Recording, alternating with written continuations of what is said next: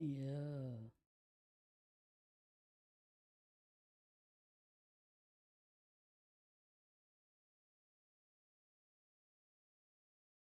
Foreign Mania TV said Foreign Mania TV is now live.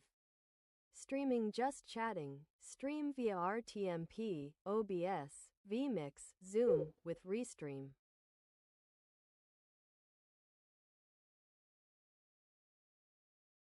Yes, sir. Let's check. Are we good to go? We starting off with the Epstein files. I ain't gonna lie to ya.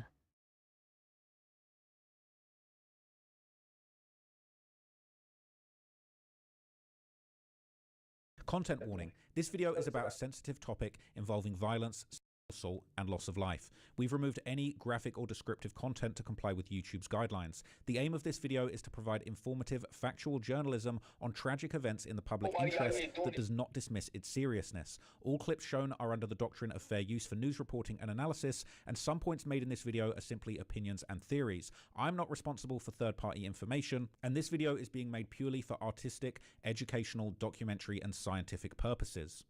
Pratmore gang, I'm going to do something very dangerous in this video. I told you earlier in a video I uploaded earlier today that a lot of the Epstein files are being scrubbed from the internet. A lot of files have been taken down. A lot of files are going missing, especially video files. And if you saw the video I did earlier, I explained that there is a guy that's been backing up the video files that disappeared from Reddit. He shut down his backups and he said he was in a whole lot of trouble. So I'm gonna be brave in this video.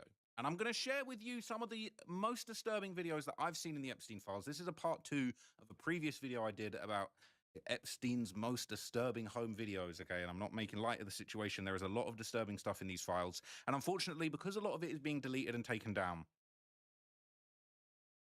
even though this is a risky thing to do, we're going to preserve some of these disturbing videos. I'm going to react to some of those in this video. And I've downloaded a few of them, and I'm basically just going to break it down to you in this video, okay? So, let's just you know what I'm saying, let's hope things work out. That's all I'm going to say, okay? Because this is definitely getting crazy. A lot of these files are going missing, and I don't know if some of these videos that I'm going to show you in this video might go missing. They might have already gone missing, okay? Because I've downloaded a few of these, and we're just gonna have to rock out. We're just gonna God damn. Narco Gaming said my bad I ain't know you was streaming. I was just finna answer. I was just finna answer, but I ain't want to put the conversation on it. You finna RP? rock out with it, okay? So I'm going to show you some very disturbing photos, videos, and even audio recordings that have been uncovered in the recent release of the Epstein files, which have been getting scrubbed quite extensively. And who knows, they might be completely gone soon. They might be completely gone soon. Who knows? By the time you're watching this, who knows? They could all be gone. It is very, very scary, okay? So the first thing that I want to show you in these files, I'm going to show you here. So this is an audio file, okay? And this is very, very unsettling. Now, Narco some of the stuff I'm Gaming going to show said you here no, might I not really just make got sense off out of stream. context, but I'm going to explain to you, Oh okay? So shit, given you the just got terrifying off. nature of Epstein's crimes, Just okay, some of getting these on. recordings just are very, very dark. This is an isolated audio of somebody singing happy birthday, but the way that it sounds very creepy and very unsettling, and it makes you wonder, why were these things being recorded? How much was being recorded? You know, they talked about hidden cameras, maybe they were hidden audio devices, but this is just one of many kind of very unsettling things from the files that maybe doesn't make sense, but there could be some very dark things behind Just it. So let's finally hear it. fixed We'll my listen to it shit together to and you tell me where what I you guys think. can Oh, I thought maybe they got to me for a second. Here we stream go. without having my headphones on. And I could watch videos, cause that headphone shit, I be getting a headache sometimes.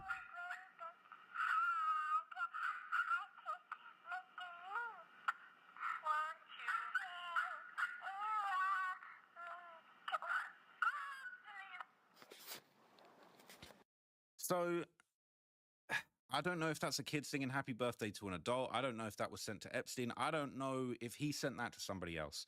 But it's really, really unsettling. And it just goes to show you like, I'll be real. What the did this guy have going on in his inbox? These things being in the files. Maybe the FBI knows what this is about. Maybe they're absolutely stumped, just like we are.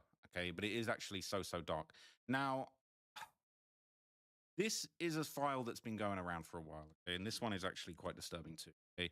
This is basically a video that's been kind of shared extensively, and it's very, very weird. We've seen a lot of videos of Epstein hanging around with different people's families, different people's kids, not necessarily in a context of what was going on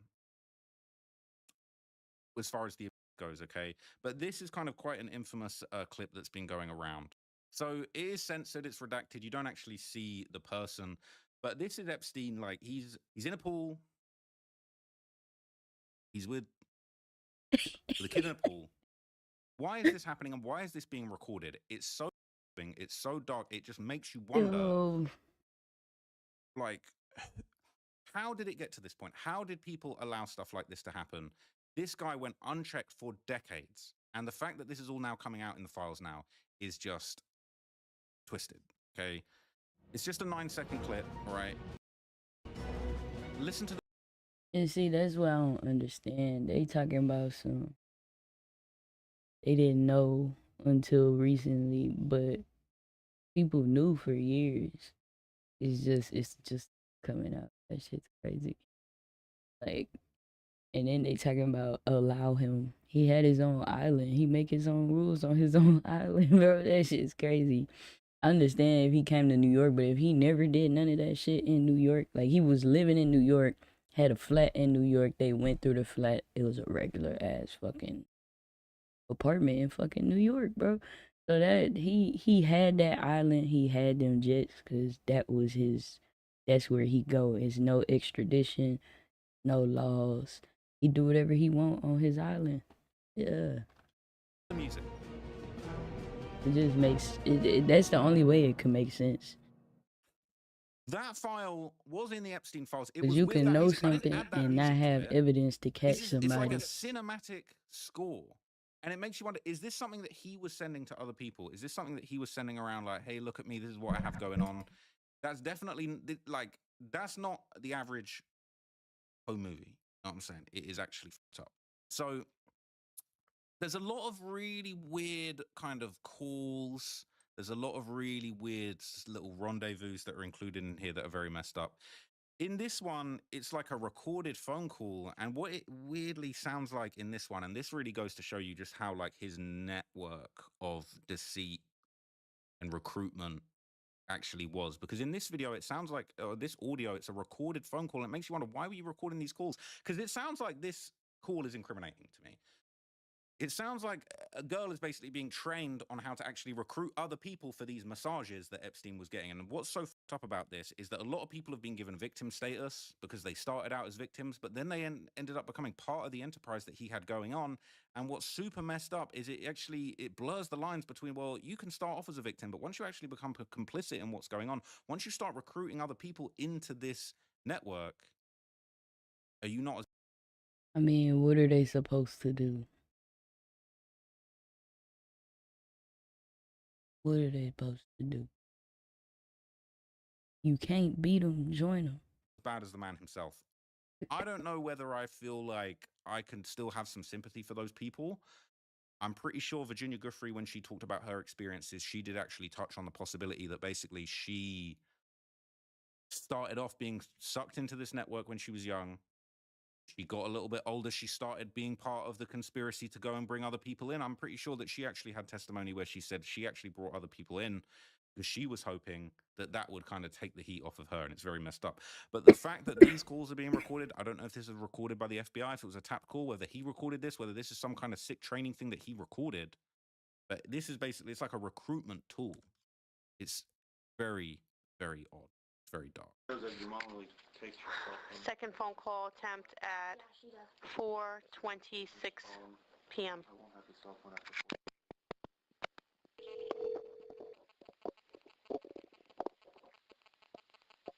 Hello? Hey, what's up? I talked to Jeffrey, and I'm going to his house tomorrow morning, and I'm taking my son. He's gonna set something up for you now. How screwed up is that, right? Talking about, okay, I'm going to Jeffrey's house tomorrow and I'm taking, the name's redacted, it's like I'm taking blank. Just how normalized was this behavior? Just how fucked up this whole enterprise that he had. This is all, like, this guy should have been buried under the jail. I mean, kind of got what he deserved in the end, but it really wasn't true justice. But this was completely normalized, that these calls, I would like to think, and I would hope to think, that this is a call that was intercepted by the FBI. But the casuality that people are just talking about, yeah, I'm going to Jeffrey's house, I'm bringing this person, I'm going to set them up for that, it's actually despicable. Well, like, what do you think, I don't know. I'm going to talk to him tomorrow morning when I go to his house about it. how much, like, would I get paid last time? Damn, what's going on with that bitch phone? Talk to him. I'll talk. Now, it's weird, right? There's some interference there. She says, well, how much will I get paid? Because last time, and then it goes blank. It's fucked up, right? To him tomorrow, and then I'll bring you in the next day and talk to him about it. How much do you think? Like, I don't know what I want to do. That noise is crazy. I don't even care what they talking about. As people, it was at every level of the enterprise. People want to talk about, oh, it was just him, it was just him, it was just Shalane. Like, it is absolute. All right. Bye. She just hung up on me. She said she doesn't work here. That's fine. That's fine. You did great. Give me a high five. That was good because she was throwing. You could tell she's a tough girl. Yeah. Wow. So I don't know who that is in the background. I don't know if that's Jeffrey himself. That doesn't actually sound like him to me. It sounds like they're almost high-fiving, like it's a training call that was being recorded, and he's like, yeah, you did great. I'm going to hear that last bit again, because that's actually talking like that, like you did great. Okay, this is disturbing home videos. I want to see the videos. We don't need an AI summary of this video. I don't know if this is at his property. I don't know if this is, it's not looking like it's property. This is looking like somewhere in the Middle East, to be honest with you. But what is this? Why is this in his files? And what are they doing here? So, like, They put in bodies or something in there. Like in the Middle East, they're rolling. They doing something, bro. Into a giant fire pit, right? And I don't care what nobody says. Dozens of people all around throwing stuff into the fire. If it's dealing with Epstein, bro. I don't even want to speculate on what's going on here. And this is in his files. It got to be like bodies in these bags. Like, what's in the bags that they need to burn them? Up with this. So, absolutely no context to this video. All right, we don't know what's going on. I don't know if they're putting out the fire. Maybe this is the method they use to put out this fire. It looks like that's what they're actually trying to do, rather than like burning bags of evidence or anything like that. But then they're not doing a good job of it. They keep throwing stuff on there and it keeps burning. Keeps burning. Are they actually going to be able to put it out? I'm not sure they are. But why would he have this in his emails, right? Like, why would he have this in his files? Why would the FBI have this? So now they're covering it. They got some big grate that they're putting over it. That guy's jumping on top of it. That is super dangerous. Saying that. And they're all jumping on top of this at the same time. Is this something that he was sending to people like, yeah, we're going to do this on the island? Like this, it's almost looking like some kind of ritual, the way that everybody's getting on top of it. And I'm not sure that that's safe. Now they're rolling up like some, you see, I don't think they were burning evidence, because now it's like they're trying to farm in India or something, or in the Middle East. It's very bizarre, right? Very, very strange. So another file that I want to show you guys that I haven't shown you yet that is quite interesting. Basically, if you might know the famous New Age guru, okay, Deepak Chopra, he was actually heavily featured throughout the newly released media, okay, and he has popped up in this video, okay. I don't know if this is something that, you know, was kind of saved by Jeffrey or whether he was sent it, but check this out. It's just a really short clip of him having an interaction with somebody. Right? What is reality? Reality is experience and the knowing of experience and consciousness. You got it. So I don't know if you could hear that very well. I'll play it again with the volume turned up. But it's Deepak Chopra talking to a kid and basically saying, what is reality? I'll play that again. Krisha, what is reality? Reality is experience and the knowing of experience and consciousness. You got it. So reality is the experience of knowing experience and consciousness. Knowing experience. Crazy. How old is he? Why does he know this at that age?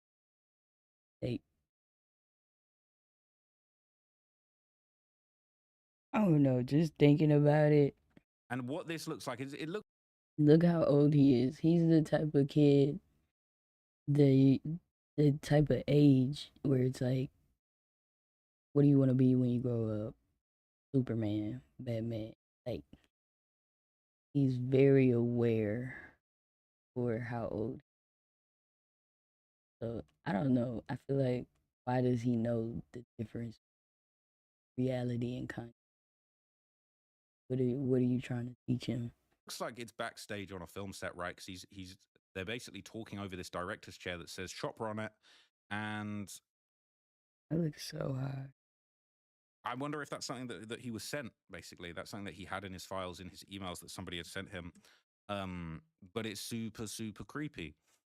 There's another kind of strange recording of like basically what looks like a guy play fighting with somebody. The person he's play fighting with has been completely redacted. We don't know who they are. We don't know any of the details, but it's like it looks like they're sort of having like a play boxing match type thing. And it could be a man, it could be like a a young man, but it's like this could be two grown men having a little play fight, and then the dude falls into the pool. Now, I don't know if this is on the island or one of his properties. They're completely redacted. We can't see anything. It doesn't look like a real fight to me. It doesn't look like a genuine fight. He's kind of letting the other person hit him, but they look tall. These look like two tall people. The other person, it could be a skinny grown man, or it could be, a young man. It's definitely, I mean, I wouldn't necessarily say straight off the bat that Hell no. kid, but this is definitely on the right is an older man. Like he's gray, he's looking like he's balding, and then he falls into the pool. But they're having this little fake fist fight, and again, it's just another really unsettling thing of just like, what is the context of this? Who's filming it? Is Jeffrey Epstein filming this himself? Why would this be saved? Was this on his phone? Was this on his computer? It just doesn't really make any sense, and it's definitely okay. Now, there was this other video that was going around, okay? Now, I showed you in a kind of in a previous video, he had a lot of very, very dark clips that were fully redacted, but it looked like he kind of had these like girls around his property that were kind of doing this like very weird sort of like I don't even know how to say it, like you know, I don't know how to say it sensitively, but like behaving like animals, right? Behaving like dogs, just some very weird behaviors. And there's another video basically that is like just a very very creepy video of what looks like in the living room at one of his properties, fully redacted. I mean, this easily could be a you know could be an adult, could be an older woman, but it's definitely woman. It's definitely a female, um, and just the way that they're behaving is holding something in their hand that like that. Is it a club? It does look like it's some kind of club or a baton, and they're kind of running at the camera and then running back away. It's it's not, but it definitely is something that could be used. And so they're kind of like running towards the camera and then running back. They're laughing. Like this isn't somebody that's like at least looking like they're upset. They're kind of messing around, but it's like they're kind of posing around with what looks to be something that could be used as a club or a weapon. Clearly, they're not trying to use it, but just the way that this clip plays out is just like very No, I unsettling. want And I to wonder if see the it's one of his clip properties. for It's not really a real, bro. lavish but sometimes you hear about these You psychopath can't guys that are see just all like this. Let's they got put a pin in that.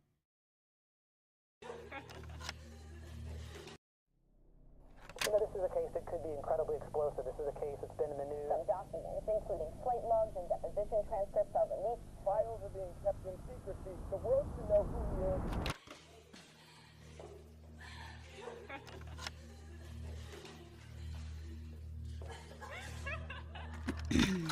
Like, what the fuck?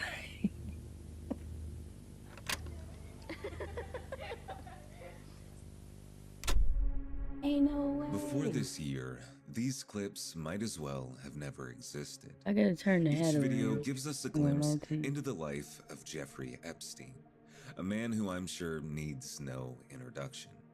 These clips were released by the Department of Justice as a part of the Epstein files. But unlike the countless documents floating around online, these videos aren't as easy to find. When visiting the DOJ website and sifting through the datasets released so far, you won't be able to find any files aside from PDFs. Now, I can't pretend to know how all of the footage, like this near 40-minute video of Epstein vlogging around the island, was found, but I did receive some interesting information about some newer, lesser-seen Epstein footage. If you visit the homepage of the Epstein Library on the DOJ website, you can scroll down and find a search bar. By typing in the phrase "no images produced," you will find a number of PDFs from dataset 8, 9, and 10.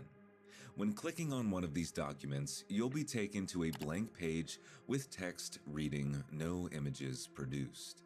But strangely enough, by going up to the URL and changing PDF to MP4, you will be redirected to a completely different page.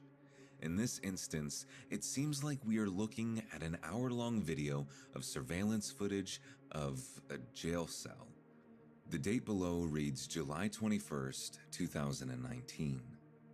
Less than a month later, Epstein would be found dead in his prison cell. When searching through the results of no images produced, there are hundreds of pages of information. Now, I didn't go through and convert each one of them into an MP4, but I think this little trick illustrates a bigger picture. With so much information out there, easily accessible and hidden, how can we begin to fully understand the bigger picture? I've been really apprehensive about making this video. Not necessarily because I think it'll do bad or people won't be interested, but the subject is just so saturated right now. And how could I possibly contribute to a story that's been as extensively searched as this one? But I quickly changed my mind after I realized the sheer amount of information going around on the subject.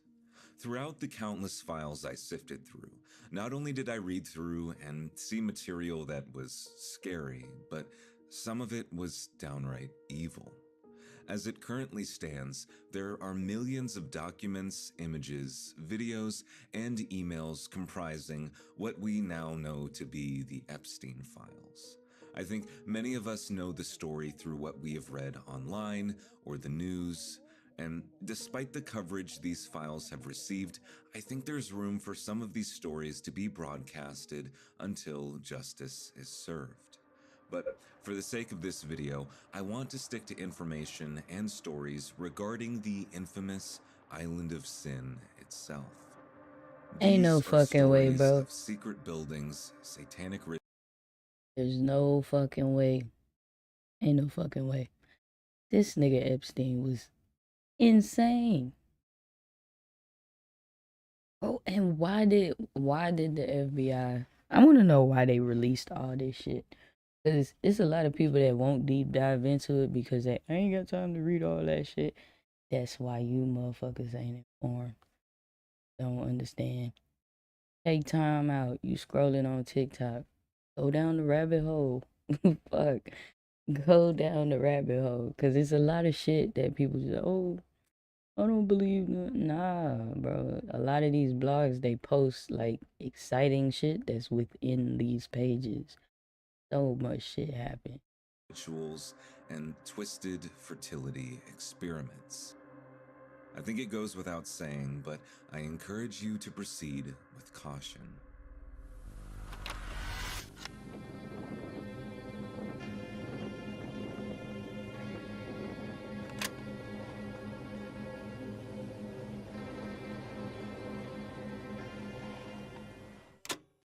It seems like the world is in a scary place right now. And I'm not just talking about the subject of today's video, but it seems like day-to-day life has just gotten harder. Whether it be rising gas prices or affording to pay for groceries or being able to go out to eat at a restaurant, many people, including myself, feel like we don't have control over our finances. However, there is a way to get cash back every single time that you fill up your tank, check out at the grocery store, or go out to eat. Thanks to today's video partner, Upside, you are now able to earn extra cash back on gas, groceries, and dining. After downloading the Upside app, all you need to do is claim an offer, pay with your card like normal, and get paid. That's it. And yes, we are talking cash back. I know a lot of similar apps like to use some sort of in-app currency like points or something like that, but Upside transfers money directly to your bank account. Currently, there are over 100,000 participating locations, which means that once you start checking the app, there's a really good likelihood that there's an offer where you're already going. And ever since I started using Upside, it's not even something that I have to think about anymore. The app check happens right as I pull into the gas station. Upside has given back $1 billion to its users. To find out how much you could earn, download the free Upside app and use promo code SINISTER to get 25 cents back for every gallon on your first tank of gas. That's an extra 25 cents back for every gallon on your first tank of gas using promo code SINISTER. Alright, bro, you promoted your shit. We on some. You think you're the devil himself. No, but I do have a good mirror. As I mentioned before, the Epstein files contain millions of various documents, pictures, media, you name it. These files can be found on the Department of Justice website. In an effort to make them more organized, all of the files are condensed into datasets. As of making this video, the most recent set is number 12. However, with the momentum this case is gaining, I wouldn't be surprised if more have been released by the time this video gets published. Dataset 12 contains approximately 150 documents. These range from leaked emails to never-before-seen photographs taken from around the island.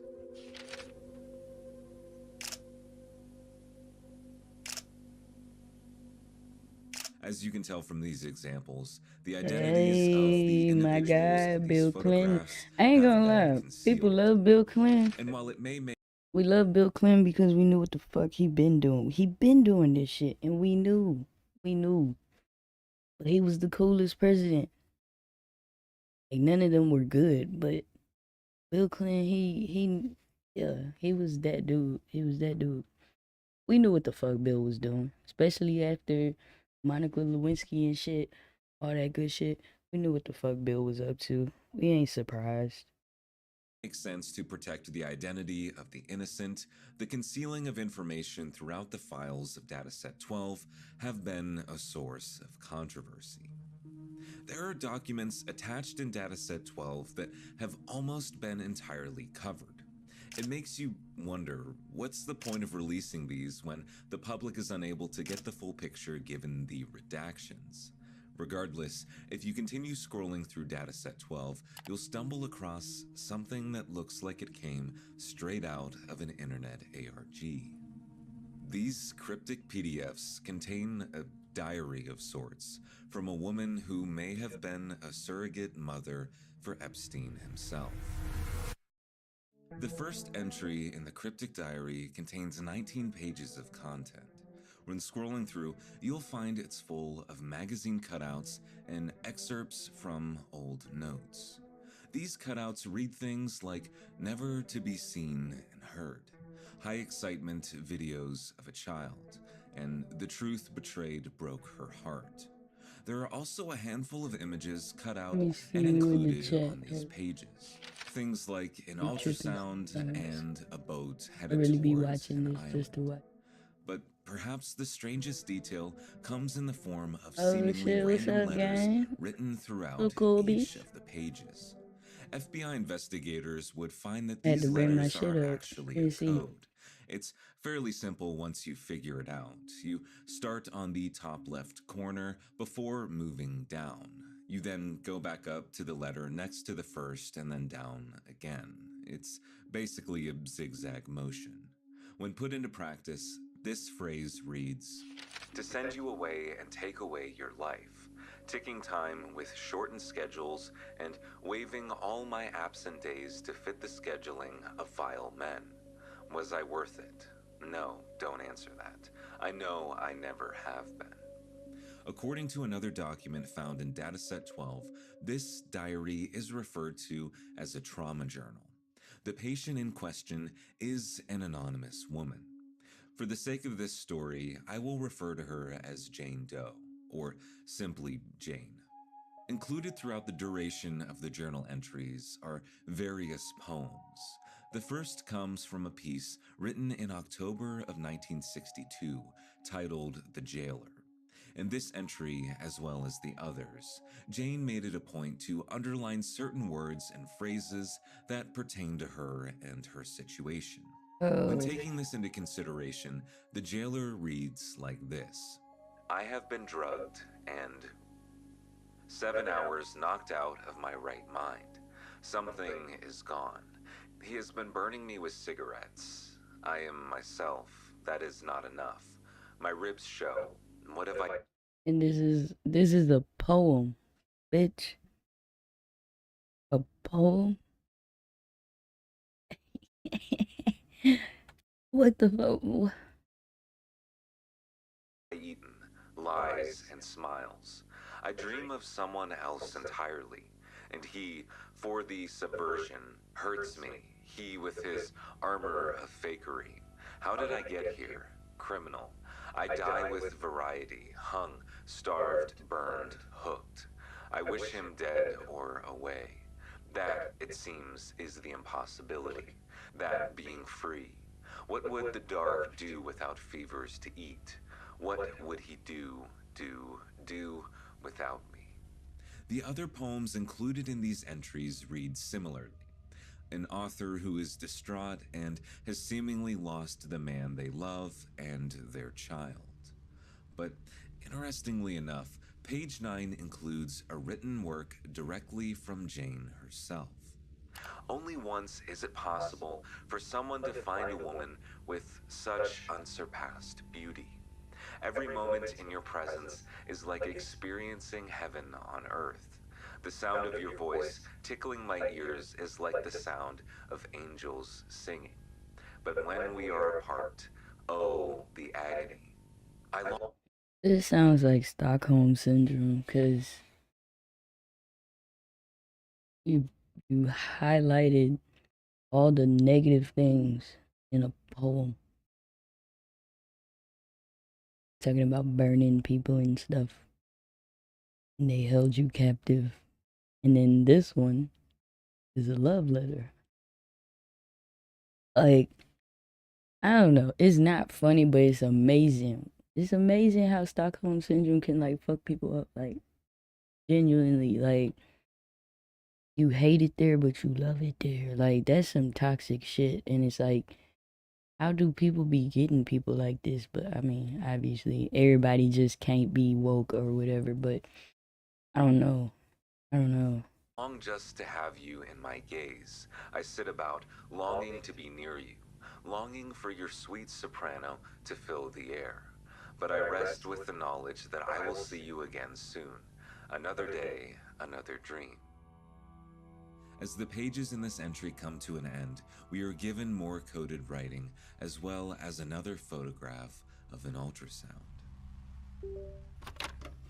So it's pretty well known by now that Epstein had this weird sort of fascination with genetics and DNA. In some articles cited from 2019, Epstein had befriended a lot of scientists and doctors prior to his incarceration. And it was during this time where he sort of started talking with them and sharing with them this dream that he had of what we now know to be transhumanism. And transhumanism just refers to, this idea that we can have an improved human species. The question is, can we create a new generation of humans that are, stronger, faster, smarter? And Epstein thought, for whatever reason, that his DNA might be the key to all of this. Now, of course, the problem with experimenting with humans is, naturally you have a trial phase where you're, conducting different tests. And naturally, during this phase, you're going to have some failures that result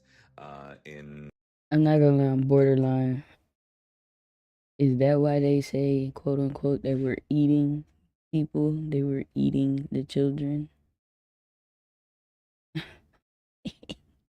Like, I don't know whether to believe it. It's not funny, bro. But the way the world is, like, you literally just have to make a joke out of it. Like, not funny, but I look at shit how a comedian would. Everything is funny.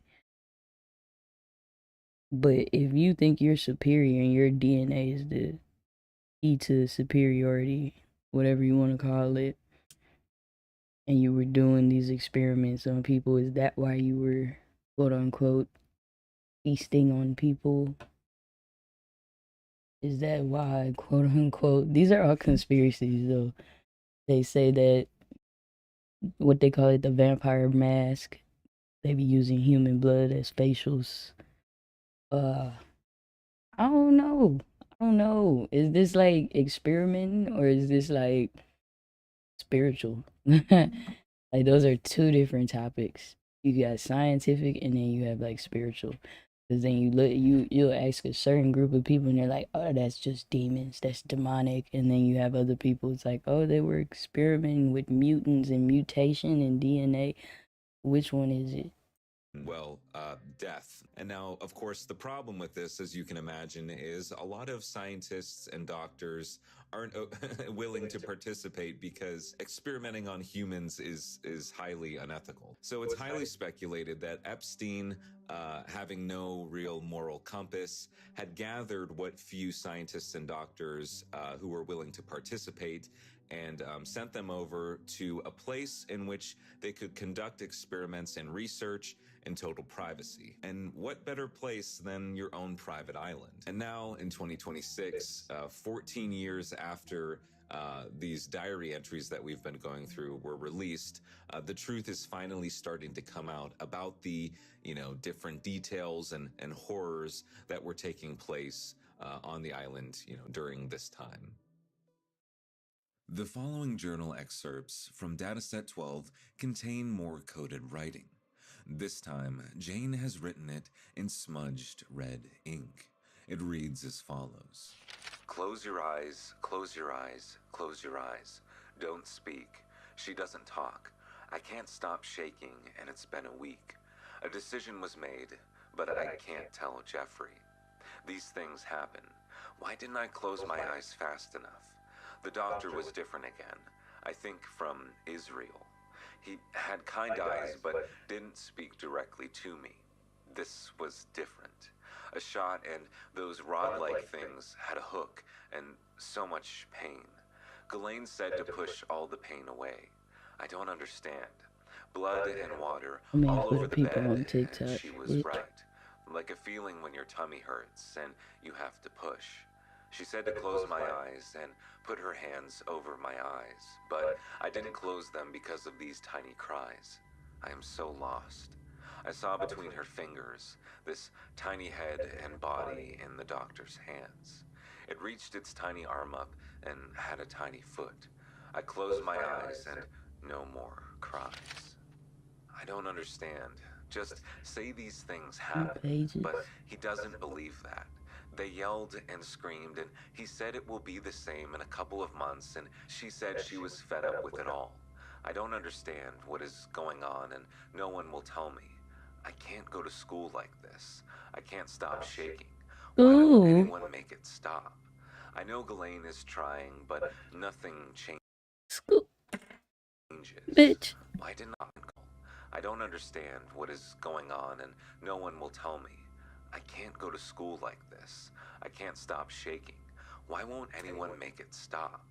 I know Ghislaine is trying, but nothing changes. Why didn't I close my eyes? There are a few details to touch on throughout these passages. It's put all of them under the jail. Obvious that Jane gave birth to a child on the island. During the birth, Epstein's assistant, Ghislaine Maxwell, was present. But shockingly enough, Jane mentions that she somehow must go back to school in the near future. This means that she was much, much younger than the father of her child. In 2012, the time these journal entries were being made, Epstein was quickly approaching 60 years old. 60? When viewing the next journal entries, the first 2 pages have seemingly been covered in red ink. This has soaked through, staining the coded writing beneath it. This page reads, So sorry, Jeffrey. These things happen when your body has never been given time to properly heal. So it came out in the toilet, and I didn't know what to do. So I just flushed the tiny... You have made me numb, and I hate you for this. I hope I never have to see you again. I am not your personal incubator.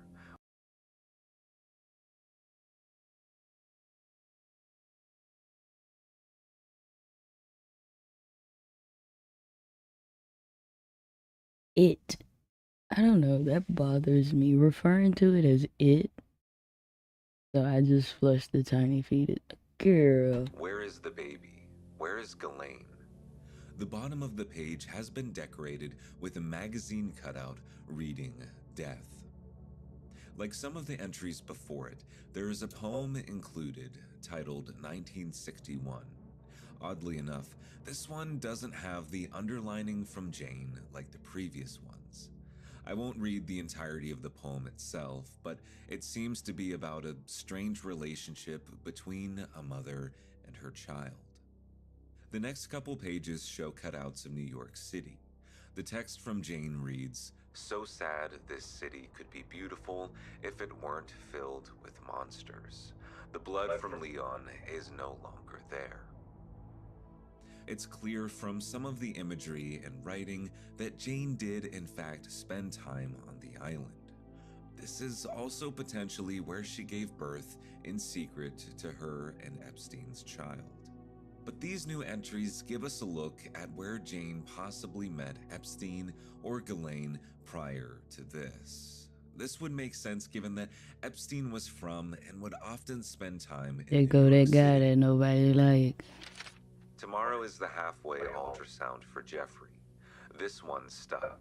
After they took the first baby who survived, and the early miscarriage, I think it was called, I no longer feel like a person, but a vessel. Will they take this one too? Who has the first one? Where did Ghislaine go? She is never around. I can't let myself get attached. I am not old or mature enough, or even in a place to have a baby that I would be responsible for. I am not even able to focus on anything other than hiding this again. I had to go to treatment prior to being in this situation again, and missed the entire fall semester of school. I am so very exhausted. My body feels so tired. Will I ever be Okay, free? so they redacted The that. entries in Because the they journal can't put that on following there. this seem to have taken place just She even knows that she's not old enough to have a kid or mature enough. Where was he finding these bitches? after Jane had given birth I'm to sorry, this victims. second child.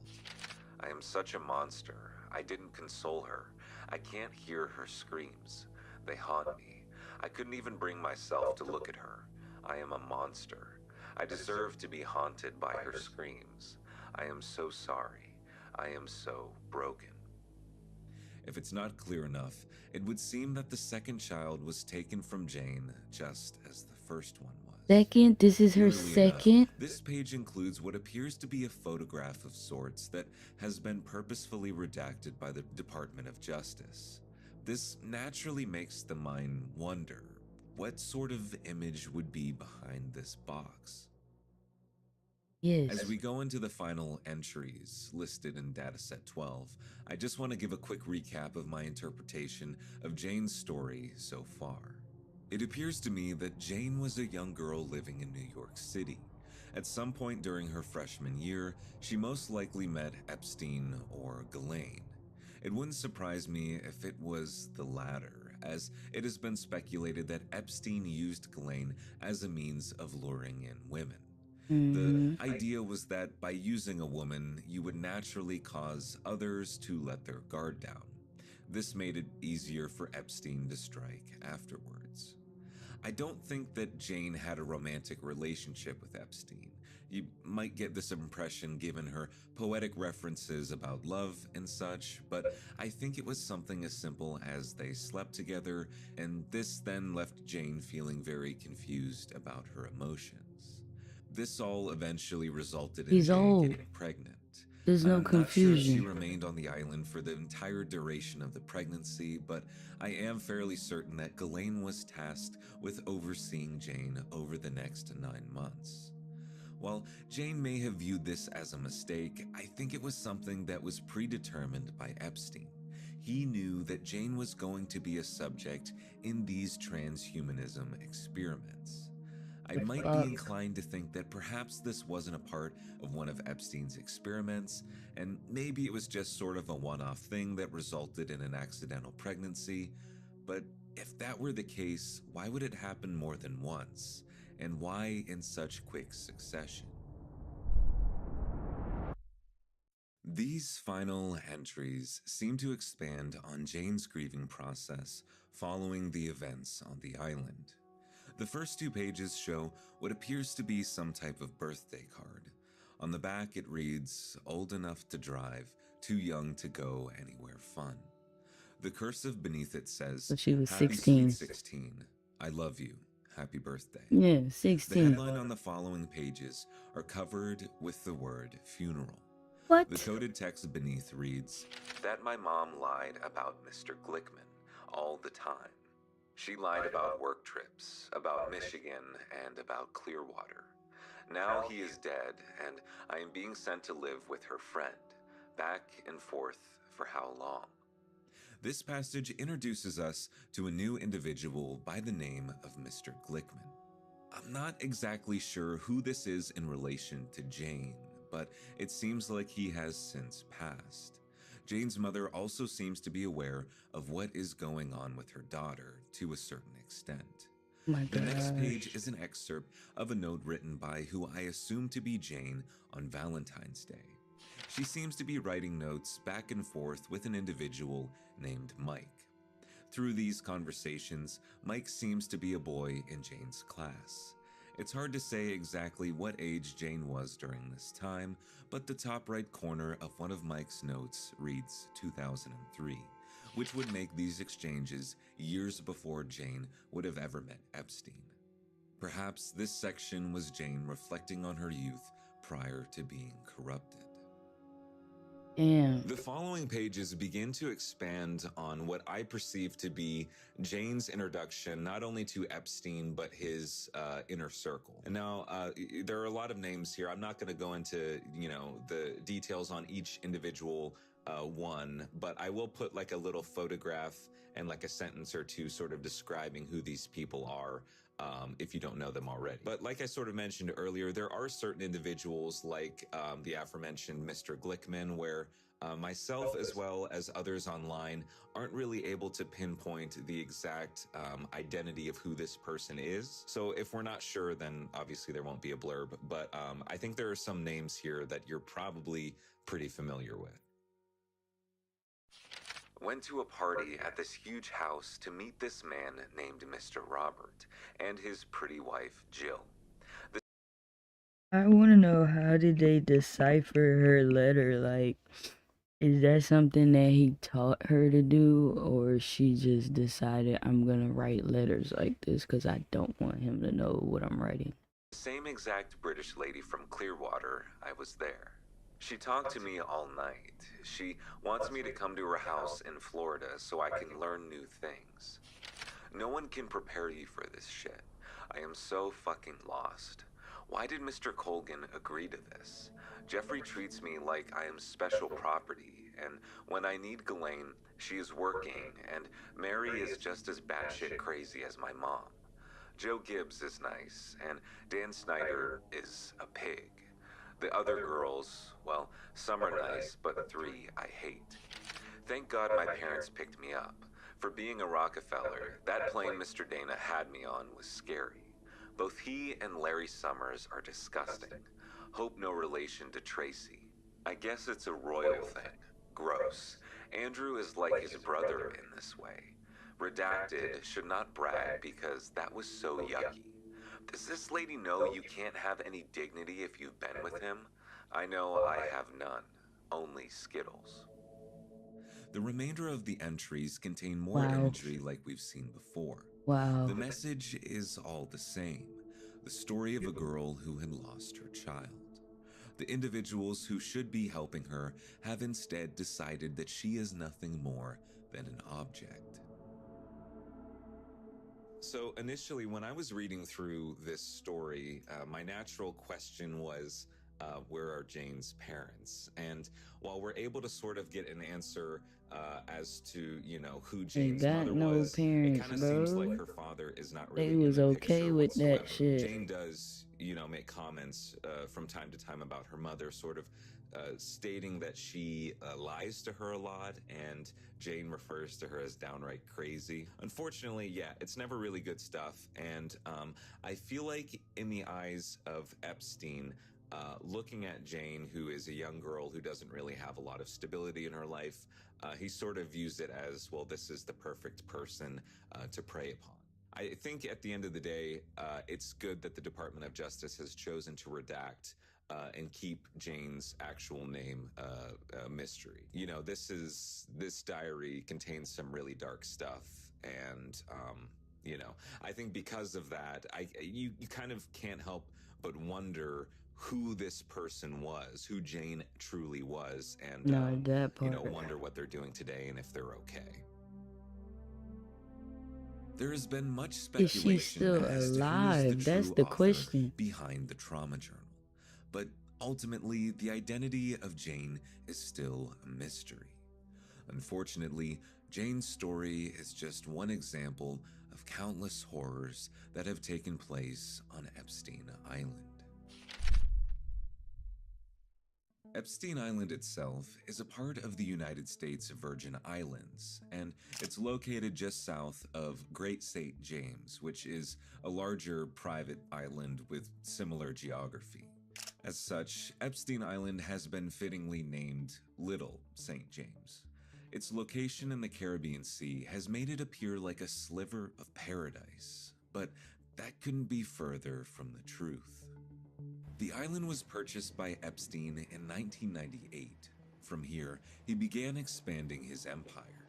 As the years went on, rumors began spreading across elite circles that large parties were hosted on the island.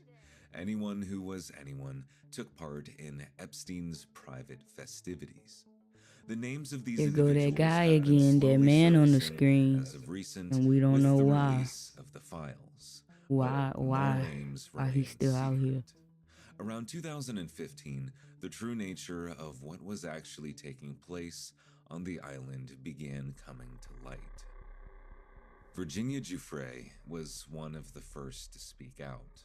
Her testimony shocked media outlets and anyone willing to listen to her story. Like Jane, she too was a victim. When viewing more photographs of the island after Epstein's death, I can't help but feel sick to my stomach. These images give off a surreal, liminal feel. These rooms are empty now, but I can't help but wonder about the sorts of activities that once took place there. This image in particular shows what appears to be a dentist office. Of course, the strangest detail is a number of plastic masks hanging from the wall. If you look at the counter towards the back, you can see that there are stacks of even more masks, almost as if whoever was decorating the wall didn't get to finish. It's been talked about more openly in recent years about the fact that Epstein was very strict with employees working on the island. Maids, cooks, landscapers, all were expected to keep the details of what they saw on the island to themselves. Most were even made to sign an NDA. One of these people was an IT contractor who had come to the island to set up a communications network. During his time there, the contractor picked up on something strange. Epstein's residence on the island was full of explicit photographs of girls. These photographs weren't just in Epstein's private office, but in his bedroom as well. These photographs would be among the large catalog of incriminating evidence collected by the FBI during an all-out raid on the island. I think it goes without saying, but a lot of these individuals in these photographs were not adults. So once again, why did they release this to the public if He's already gone. Ghislaine ain't even Ghislaine no more, quote unquote, allegedly. What does releasing this to the public have to do? Like, what are we gonna do? We just know the people that was involved, like, because obviously they're not making any moves to go towards these prestige adults. The island itself has about 24 structures across it. Among them is a rather unusual temple. Though it's speculated that this may have served as a place for Epstein to practice playing piano, some workers on the island had noticed a few disturbing details. The wooden doors located on the temple had a reinforced lock bar. That shit go This would be down. ideal for keeping. That shit go down. There's a whole world up under that motherfucking. You can't tell me. All the pictures in the media, they keep showing this little building. This little, what's in the building? They think it's like a little room. No. Everything goes down. It's a bunker. It's something up under. There's no way you just got that one little building on a hill. That shit go down. And he got the money to do that type of shit. Individuals Bet money is people still alive down there. Out of the temple, but this wasn't the case. The singular lock bar wasn't located on the inside of the temple. It was on the outside. Once locked, anyone inside the temple would be trapped. This unsettling detail has led to a number of theories that Epstein was keeping his victims in the temple. That way, he would never have to worry about them escaping. But other theorists believe that the temple might have actually been the entrance to a concealed underground location. But this has never been confirmed. One of the more sensational stories Cause ain't regarding nobody the been in temple that bitch. Y'all need revolves to go around the down there, idea nigga. that it was used to host satanic rituals. Among the leaked photographs in the most recent batch of Epstein files is one depicting a wall decoration of a crucified Jesus Christ. In the lower left-hand side is a redacted box.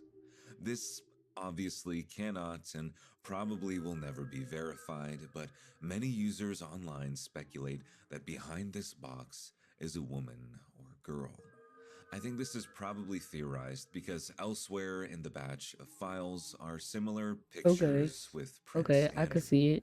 But if this is the case, why would Epstein or someone No, in his inner circle but there, find is this she amusing standing up? enough to take a photograph of? Many people believe the answer is because the photograph is meant to be blasphemous, or a clear diss towards Christ, as if saying, if you are God, why can't you save this person? This idea is expounded upon in another email released in the files, in which Epstein can be seen mocking a young girl's religion. The email from 2011 reads, Redacted said that she felt God's presence next to her when she was in bed. She knows that Jesus watches over her, and he helped save her life. Whoops. This email almost comes off as if Epstein is mocking Christ. Hold up. This girl feels as though she comes off life. She knows that Jesus. Alright, so they want to read down here. Conversation start up here. People on TikTok, we're gonna start at the top. Which follow me. Okay, so it says at the top from Jeffrey, Tuesday 7/19/2011, 10 p.m. Boom. Of course, the oh Jesus, I'm coming trick. Okay.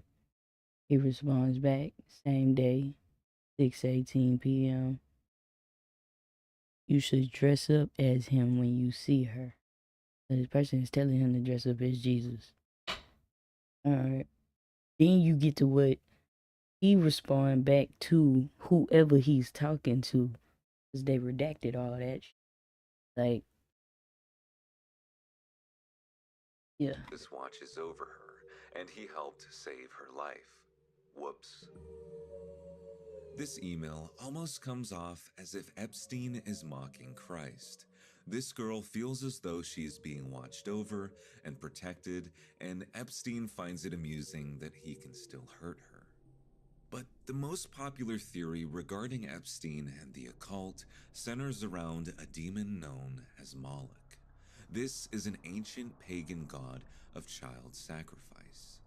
Without going into a full history lesson, Moloch has been around for a long time, even appearing in the Hebrew Bible. Moloch is one of the gods talked about in the book of Leviticus that demands human sacrifice as a means of being worshipped. And though human sacrifice has not been supported by physical evidence following raids on the island, many people believe that the sacrificing in question is more metaphorical. Not the loss of a life per se, but the loss of innocence.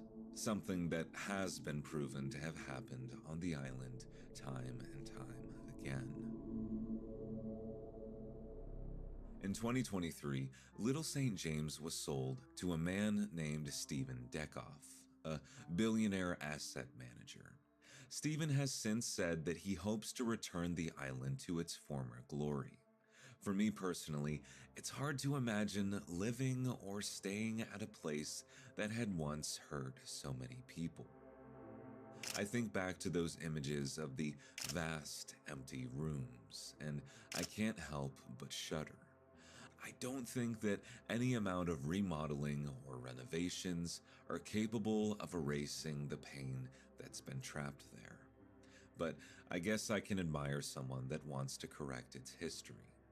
In 1998, Epstein purchased the island for just under $8 million. When adjusting for inflation, that raises the value to over $16 million by today's standards. I'm not sure how accurate this figure is, but I've seen that Stephen had bought the island for a whopping $60 million. As we continue on, I hope that the truth of what took place on this island continues to come forth, and I pray for peace for any and all victims who once suffered there. Let's all hope for a better 60 future. million is insane.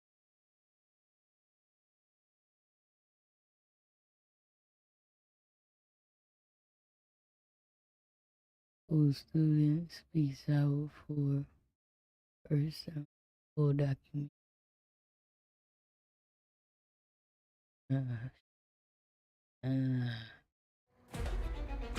It was the moment that caught the world by surprise. Bombshell arrest in the Jeffrey Epstein investigation. Former Prince Andrew under arrest.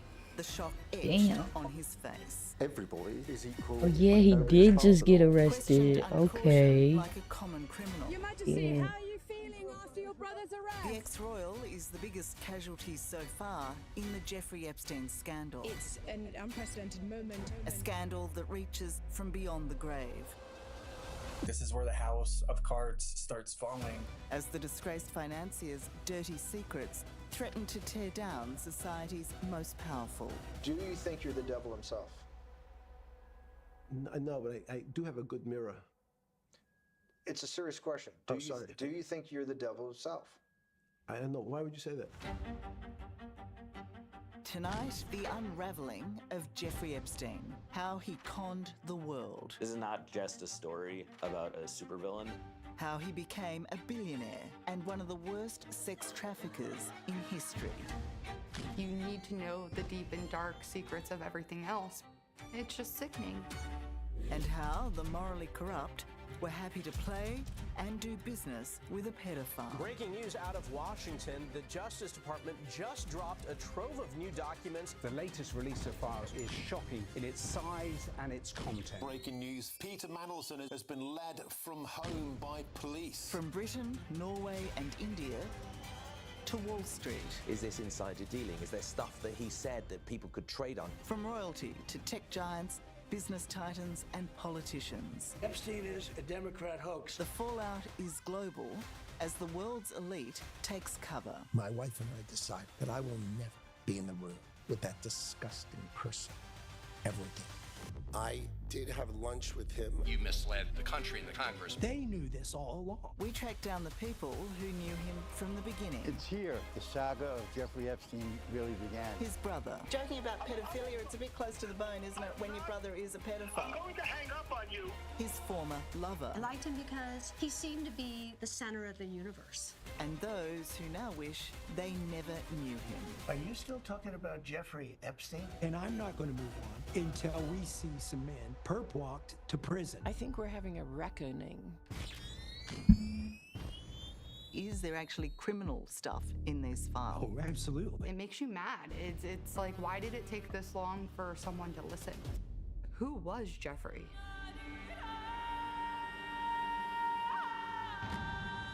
Crazy. He was mad.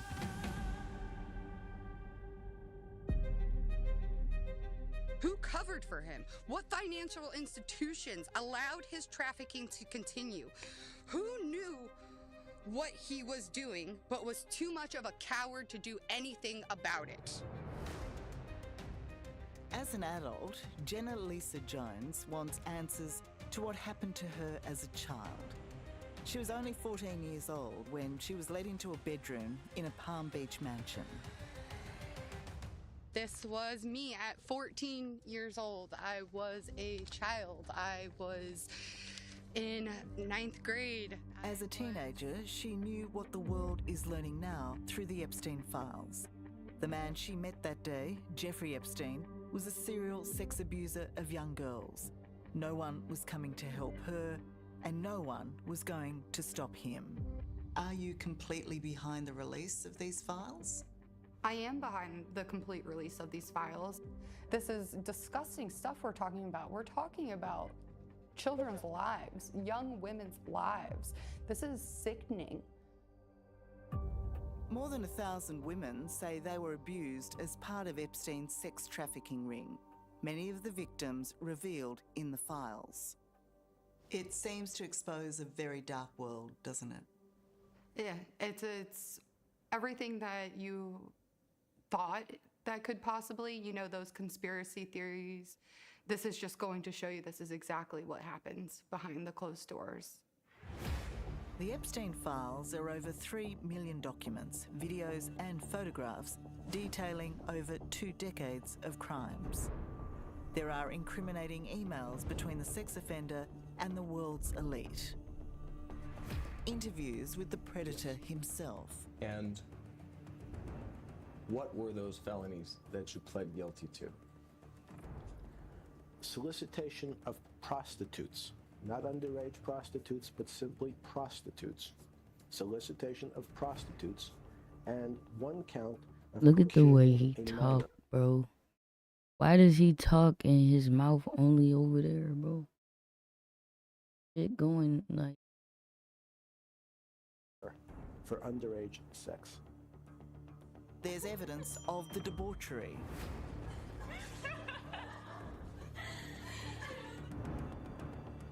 As well as just how prized Epstein was as a key member of the billionaire club, cozy with politicians, royals, the world famous, and the mega rich. Death cannot protect Epstein or his mates, with his files the most scrutinized instrument of accountability in the world. And the perpetrators are being protected because they're rich and powerful and political donors to the establishment here in Washington, D.C. Pulling back the curtain on the evil Epstein empire is Thomas Massie, a Republican congressman from Kentucky, who co-wrote the Epstein Files Transparency Act, compelling the U.S. Department of Justice to produce the files. This might not be the biggest issue in America right now, but it is the issue everybody can agree on. When I heard the victims talk, I realized what they had been living with, the shame that they had been living with for so many years, and why this was another level of evil. How big a scandal do you believe this is?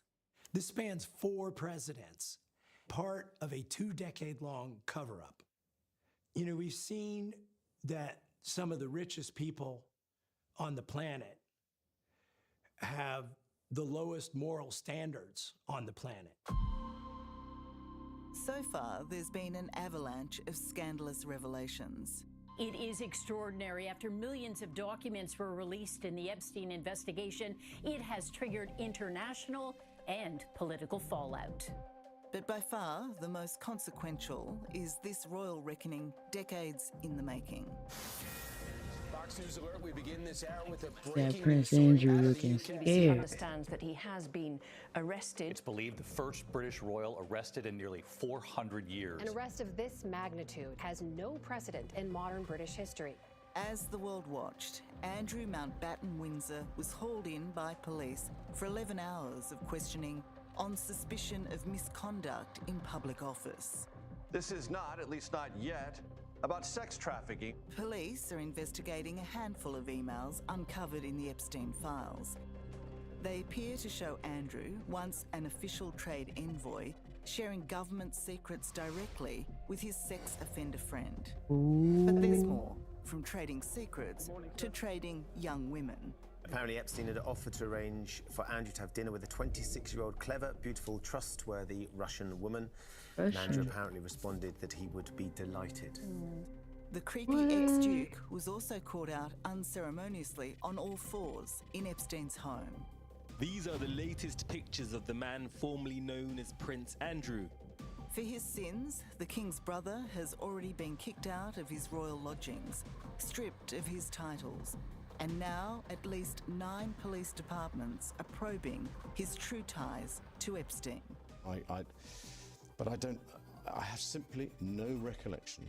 From former prince to president, Donald Trump's name appears thousands of times in the Epstein files in uncorroborated and often bizarre tip-offs, providing endless fodder for laughs. Wouldn't it just be easier to call this the Trump Files featuring Jeffrey Epstein? Rolls off the tongue. The pedophile and president were certainly friends before a falling out in 2004, though Trump has long maintained he knew nothing of Epstein's crimes. No, I had no idea. Liar. I haven't spoken to him in many, many years, but Liar. But a claim made in the files contradicts that. In an unexpected twist, Trump has been credited with contacting police when Epstein was first arrested on sex charges in 2006. Trump reportedly said, "Thank goodness you're stopping him. Everyone has known he's been doing this." He described Epstein as disgusting, But you knew. and the financier's You girlfriend ain't know him, but you knew what he was Ghislaine doing. Maxwell as evil, clearly indicating he was aware of their crimes years ago, despite saying otherwise. Exactly. I think one of the dangers here is that this entire process gets so politicized that it loses any semblance of credibility. But I really think that most people here, their interest in this is not about scoring political points, it's about understanding the truth. To find that truth, there are calls What's for the up, Department Lola? of Justice to do more, to What's thoroughly poppin', investigate Lola? the connections and allegations made in the files. Are you able to track who in your organization made this massive failure? It's a high-stakes search for clues to the real mystery. Who this man actually was, what he was doing, and with whom. Exactly why the world's most powerful people were drawn into his orbit. Is there any sense of, we told you so? We told you that this badness was happening? I think there's a lot of anger there. We've been telling you all along how bad this man was and what was going on. Bro, but literally, like Trump just said, the man whose name shall not be spoken. He just said in the files that they found on him, he made a statement. Thank God they caught him doing this for a while. Everybody knows he's been doing this. People knew. They just didn't care. And it has taken this long. It's like, why did it take this long for someone to listen? To understand the monster that Jeffrey Epstein became, you really need to go back to the beginning and understand where he came from and how he got there.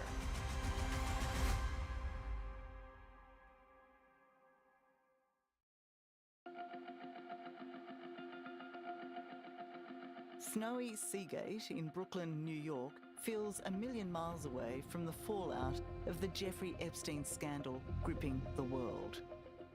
This is the house up here where Jeffrey Epstein was raised.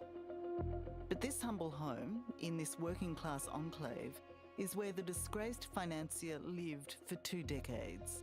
And to understand how he clawed his way to the top, you need to hear from the people who knew him first, like his old classmate, Philip Messing. When I knew Jeffrey Epstein, you know, he was just another kid that was trying to get through puberty and like hoping that he wasn't victimized by acne. You know, I mean, he was really, you know, nobody. And Jeffrey was a very, very good math student, but everything about him like had a certain, it may have been shyness, but it was almost a supercilious air about him.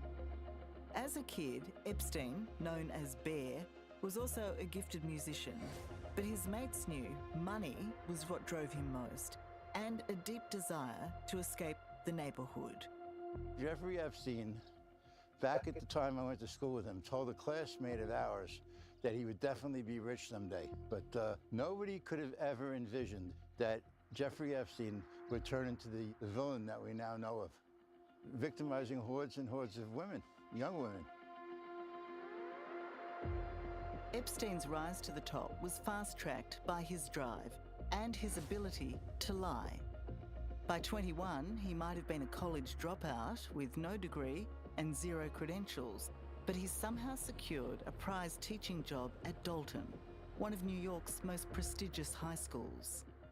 It took a level of chutzpah that David Enrich, Deputy Investigations Editor of the New York Times, can only admire. It's easy for me to imagine that he marched himself into the headmaster's office at Dalton and just started talking as if he belonged there, and the headmaster clearly bought it. And that is one of the constant lessons of the Epstein saga over the years, is that the more information you get, the more questions it tends to raise. The audacious ascent of the kid from Brooklyn had begun. At the time, Scott Spicer was a student and, like Epstein, an outsider in this privileged place. But even he felt there was something off with the maths and physics He looked teacher. weird, bro. What I remember is seeing him in a circle Epstein of female is students weird. He and looks always weird. kind of being taken aback by that. But at that time, it was just very distinct that, okay, well, that's different. That's not what I'm used to. That seems not entirely okay. But what do I know? I'm a 16, 17-year-old knucklehead. Knucklehead or not, Scott witnessed Epstein get unusually close to the sons, but mainly the daughters, of the global establishment. He was a teacher who seemed to show up at social events, parties, gatherings. Everything seemed very blurred in terms of the boundaries between students and him. By the time that he left there 2 years later, in 1976, the school was basically chasing him out. They felt that his performance as a teacher was not strong enough to merit his continued employment. And luckily for Jeffrey Epstein, and unluckily enough for the rest of us, Epstein found another place to work very soon after that. That place was Bear Stearns, Wall Street's infamous cowboy investment bank. When you make money, we make money. A powerhouse that didn't care for credentials, which was lucky, given Epstein didn't have any, though he claimed he did. When his lies were exposed, instead of being shown the door, he was given a second chance. This would be the first episode in a whole series of them over the ensuing decades in which Epstein was caught red-handed, and instead of being punished in a serious way, people opted to look the other way, and so he was able to keep rolling forward with impunity. But even Bear Stearns grew tired of Epstein's shady deals and abuse of expenses, poised to punish him with a fine and a 2-month suspension. Instead, Epstein quit and set up on his own. But it didn't matter. His old company was more than happy to continue doing business with him. He left and started tapping right back into that network, and it led him to be introduced to some very powerful businessmen in various parts of the world. It allowed him to partner up with some Bear Stearns clients whose money he ended up stealing. His connections also saw him partner up with young women delivered directly to his apartment by his old bosses at Bear Stearns, including office assistant, 23-year-old Patricia Schmidt. I was sent over there because my boss had asked me to deliver some papers to Damn, she old. And I went after work, and I did exactly that. I think it was clearly my boss If she this old, doing him a favor. and this happened years ago, But Patricia was why she ain't say that he was doing something to these girls? Consensual relationship. He seemed to be kind of the center of the universe. He was so confident. And he was so attractive. And he was so incredibly smart. So what you're saying is it wasn't transactional? No, nothing about That it was lady said he transactional. was so attractive. I think so, yes. And I remember thinking, gosh, when is he gonna call again? Patricia kept a diary of her time with Epstein. Man, tell Patricia not to do no more interviews. It's a glimpse into their romance, but 40 years on, Patricia recognizes Epstein also treated her as currency, and she would prove to be the blueprint he'd use against so many other women. Jeffrey phoned me yesterday and asked if I'd show a friend of his around Bear Stearns. Now she reading her His diary. friend arrived with his father, both from Switzerland. Did you ever feel exploited by him or used by him? He would ask me to meet clients, friends of his, go to lunch or go to dinner. Do you think he was supplying you to these men to have sex with them? Yes. I have to think absolutely yes. I never did. I wasn't interested in any of these men. But, oh yes, I think it was very much his intent to make that trade. But it's how Epstein turned his financial trades into mega millions that has long fascinated investigative journalist David Enrich. He's been digging into how the working class kid accumulated so much wealth so quickly. Epstein fashioned himself as this financial whiz that basically was unparalleled. One of the things we saw, though, the deeper we dug, was that the real way that Epstein was making money over and over again for year after year after year was lying and cheating and conning people. It seems the Financial Whiz Kid Act worked on someone who should have known better. A whale of the business world, Leslie Wexner is the billionaire behind Victoria's Secret. But in the late 80s, he met Epstein. Bro, everybody was in on this shit. In 1991, Wexner gave him power of attorney, putting him in charge of billions of dollars and launching Epstein into the stratosphere of the global elite. Everybody was in on this shit, bro. Wexner was the money behind the monster. Wexner had granted Epstein virtually unfettered control over his entire multi-billion-dollar fortune. And this vaulted Epstein from being kind of a single-digit millionaire, perhaps, into someone who would, in short order, become one of the richest people in the United States. It will not be on the video, but we do have him recorded. The latest trove of Epstein files threw up this gem when in 2019, Epstein seemed assured he was the financial genius he sold himself as. Do you think that there's anybody that understands money or understands the world's financial system as good as you? There must be. But it doesn't come to the top of the head? No. Okay, fine. This pseudo Yeah, you knew he was gonna say no. What the fuck are you talking firebrand about? Trump advisor Steve Bannon was meant to be a training session to help Epstein rehabilitate his reputation. Its recent release in the files is an intriguing insight into a man just months away from having his privileged world ripped away. Just ask a question. Is your money dirty money? No, it's not. Yes. So it's dirty money. Why is it not dirty money? Because I earned it. But you earned it. I earned it legally. We went back to this before. You earned it. You earned it advising the worst people in the world, right? That do enormous bad things, and just to make more money. What are you, class 3 sexual predator? Tier 1. What's tier 1's the highest and worst? No, I'm the lowest. I'm the lowest. You're the lowest. Okay, tier 1, you're the lowest. But a criminal. Yes. Nope. This is my swimming pool. No one's allowed to dock here. My beach. The Epstein files are an X-ray of the extraordinary life Jeffrey Epstein was enjoying at the peak of his power.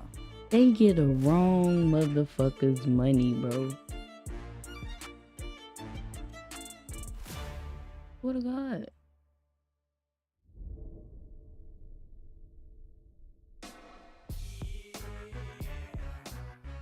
Long gone was the working class boy from Brooklyn.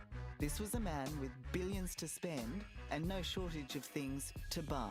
He really made his money in the stock market, which I couldn't guarantee. That's good money, bro. He was making bread. In a number of ways.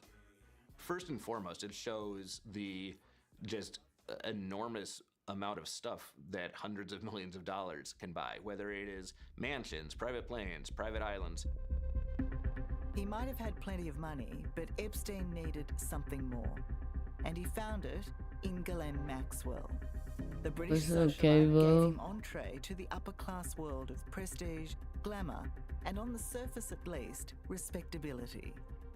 She was someone who was basically an aristocrat. She rolled in aristocratic circles, and she brought Epstein along for that ride. And it was around this time that Epstein starts showing up at the White House, for example, and starts interacting with people like Prince Andrew. It creates this aura around him that he is one of the best connected and most powerful people in the world. That helps him attract new people who will help him make more money. It helps him lure more young women and girls into his web, and it allows Epstein to become who he became. And Maxwell played an instrumental role in that. But as we're reminded in this release of the files, behind the opulence, this depraved couple was running an international sex trafficking ring and systematically raping girls as young as 14. So this is Okeechobee Middle School. This nigga was doing anything. Went to school here anything. on and off from 6th grade to 8th grade. Feels weird. It feels ghostly. This is the start of where my whole world changed. So it's emotional and makes me angry. A broken kid from a broken home, Jenna Lisa Jones was just 14 when she was lured into Epstein's vile world in 2004 by his network of young recruiters. How did your world collide with his? We were all hanging out and listening to music, and then they were making jokes, and they started making jokes about a guy named Jeff, and he was like a weird old guy that liked to get massages, and he would pay $200, and $200 sounded great. I mean, my mom was addicted to drugs. There was times I didn't have food, had nowhere, you know, so...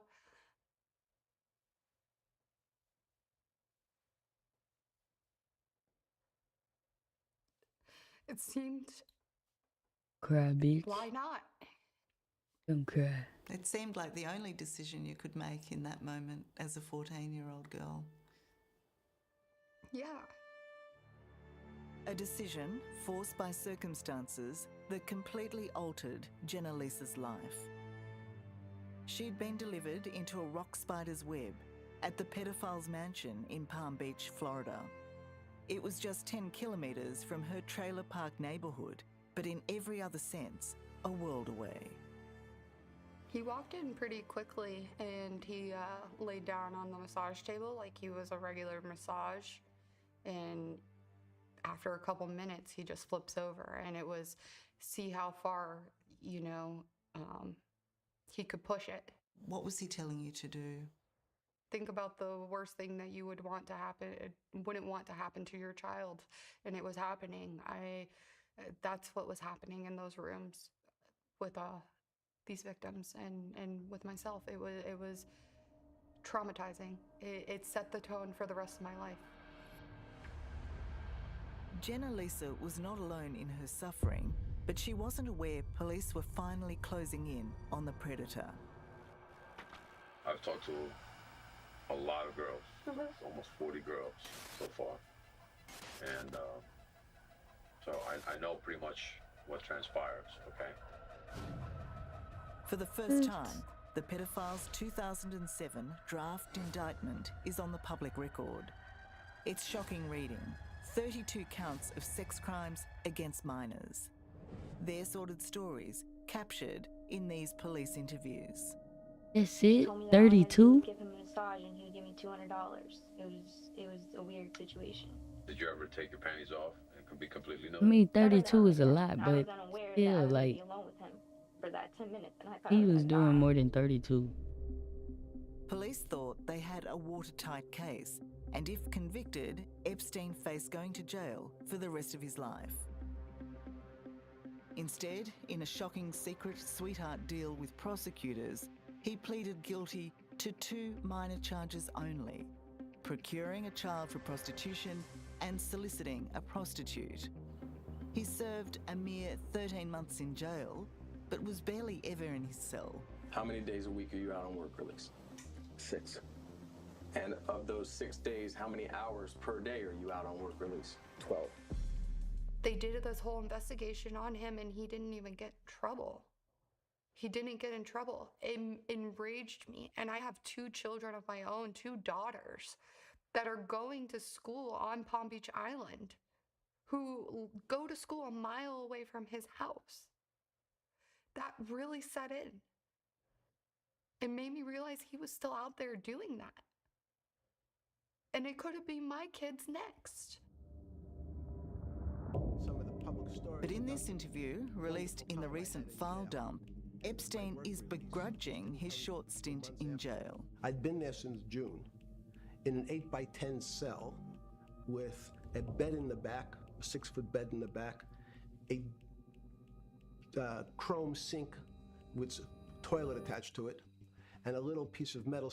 Of course, as we've seen from the ongoing fallout and furor, Mark Epstein's name is not the only one to appear in the mountain generation of cartel with a That iron shit fist. stressed me He out. was They like got a too much dictator. evidence on He Epstein. had these terror schools, and he would go on the internet and recruit people and say, okay, you know, we're hiring security guards, and then they would transport them to these isolated areas in the mountains where they had the terror schools, and they would tell them, you're not going to leave here unless it's feet first. They would teach them how to use weapons, but they didn't use targets. They used human beings.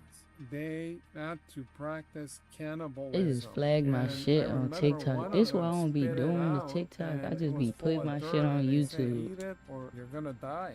During the last 10 years, disappearances in Mexico have increased by 200%. Wow. 200%. And guess where the epicenter of those disappearances is? Where?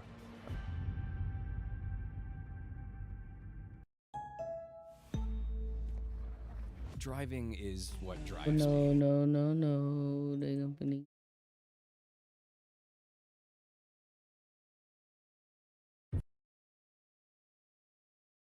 He was an individual that ran the Jalisco New Generation Into the cartel cartel. with an iron fist. He was like a dictator. He had these terror schools, and he would go on the internet and recruit people and say, okay, you know, we're hiring security guards. And then they would transport them to these isolated areas in the mountains where they had the terror schools. And they would tell them, you're not going to leave here unless it's feet first. They would teach them how to use weapons, but they didn't use targets. They used human beings. They had to practice cannibalism. And I remember one of them spit it out and it was full of dirt, and they say, eat it or you're gonna die.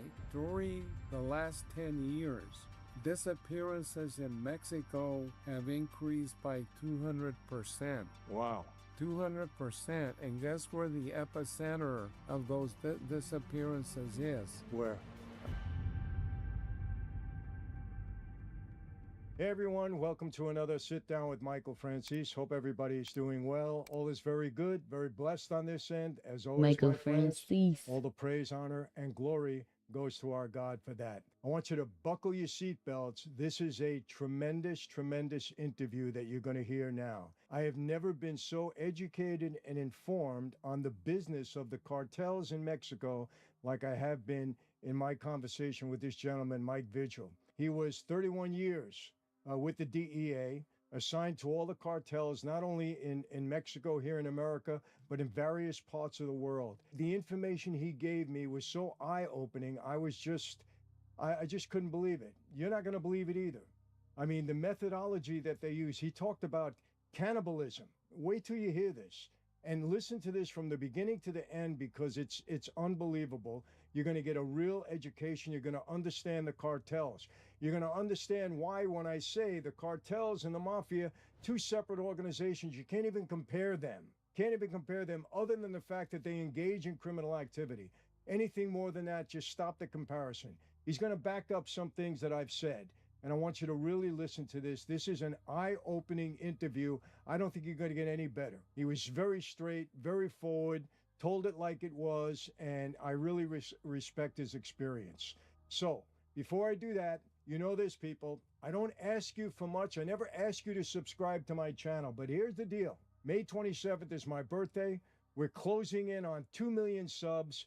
My birthday present will be for all of you that are listening now. If you're not a sub, please join us. Tap I in. promise you, you're going to love the content. Hit me We're with the gonna continue Cash it. App, That's my birthday on Twitch present. and If you're YouTube. generous And shout out to generous, TikTok. you know Honorable how mention to to TikTok, say happy because birthday in that regard, we'd TikTok really be acting appreciate it. funny. With no further So delay, TikTok really my just very here special because guest, like I said, I don't love leave TikTok. from the beginning But to the end. YouTube, It's nothing Twitch, but all power-packed that information good shit. about the cartels, and you're going to appreciate it. And all you I people will in be America streaming that the are planning Tyson to Fury visit fight. Mexico, If you want to listen up. donate Very to the important. Cash App, No further you can delay. hit My very the special guest, Mike below. Vigil. You see the So little my first news question slide. before we get into Letting you really know the that's main my Cash subject App. matter, Fight in all Night the 30 Tyson years, Fury and I understand it's coming about back. 31 I will be years streaming it if in you would very like to high donate, positions in so the I can, DEA, you've contribute really to the rose to the top. pay-per-view, because Have we're you gonna watch it ever had together and we're gonna, experience with the mafia, we're gonna watch whether it it be in together the and do what United we gotta States do. or So Italy, with yeah, respect to yeah. drug We're movement, gonna do live drug commentary. enforcement?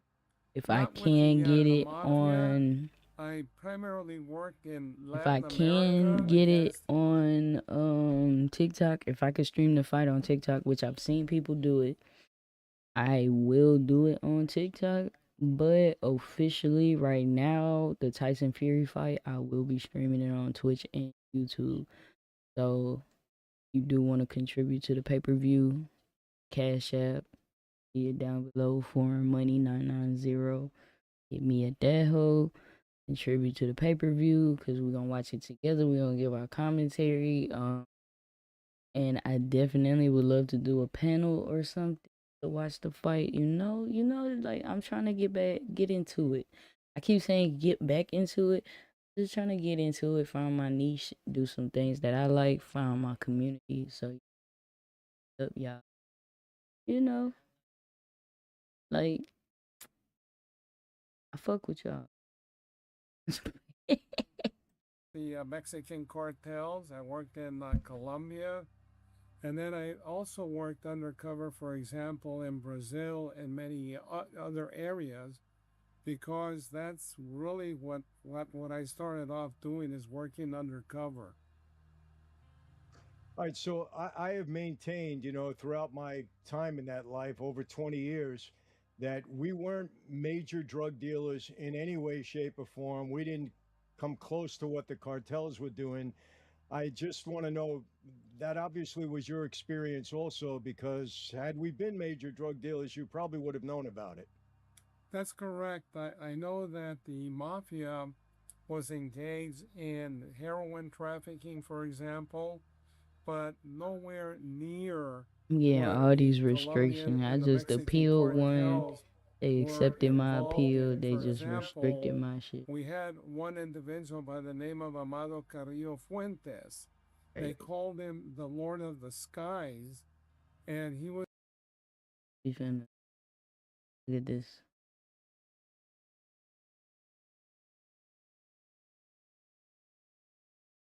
eligible.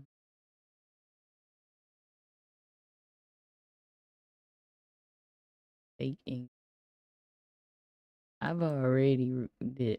That's the one I appealed. It's the one they just sent me. My live contains themes that may find a.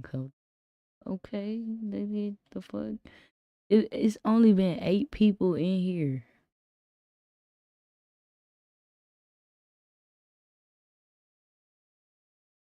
Was the head of the Juarez Chihuahua cartel. This man was moving uh, 12, 15 tons of cocaine at a time using commercial aircraft like DC 9s and then also French made Caravels. So these guys hand roll millions, billions of dollars worth of product. Wow, and that is, and like we said, we didn't come anywhere close to that. You know, during my time in that life, we were told if we dealt with drugs, we'd get killed. And I know of situations where, you know, people got in serious trouble for doing that. So some guys were doing it on a smaller scale. And I never even came across the DEA in any investigation that I was, you know, myself under. I never dealt with drugs, but neither do I know anybody that was being investigated by the DEA. I just wanted to get that out because it's always a question that's asked of me, and you verified that. So I appreciate it. You know, getting into what's going on now in Mexico, I was kind of stunned. I visit Puerto Vallarta quite a bit. We have a condo down there. It's always been a very peaceful, quiet town. We were always told that cartels wouldn't really show their presence there because they That's respected the crazy. tourism and the people involved. And that seems to have all been, you know, blown up in the last couple of days here with this, you know, uprising, I would say, over the capture and killing of El Mencho. That's correct. And one of the things that is a very strange phenomenon is that the cartels, whenever they have one of their leaders captured, let's say by the Mexican government, they react very violently. I recall they did the same thing, not at this great scale, but when they captured Ovidio Guzman, Chapo Guzman's son, in 2019 in Culiacan, Sinaloa, there were about 30 National Guard members that captured him, but they made the mistake of going into the wolf's mouth. And the cartel reacted probably quicker, Michael, than any military force in most countries. Within minutes, they sealed off the entire city of Culiacan. They burned buses. Then they went to the airport and started shooting at commercial aircraft leaving the airport and landing. Thank God they didn't kill anybody. But the same thing now with El Mencho, but they did it over 12 states.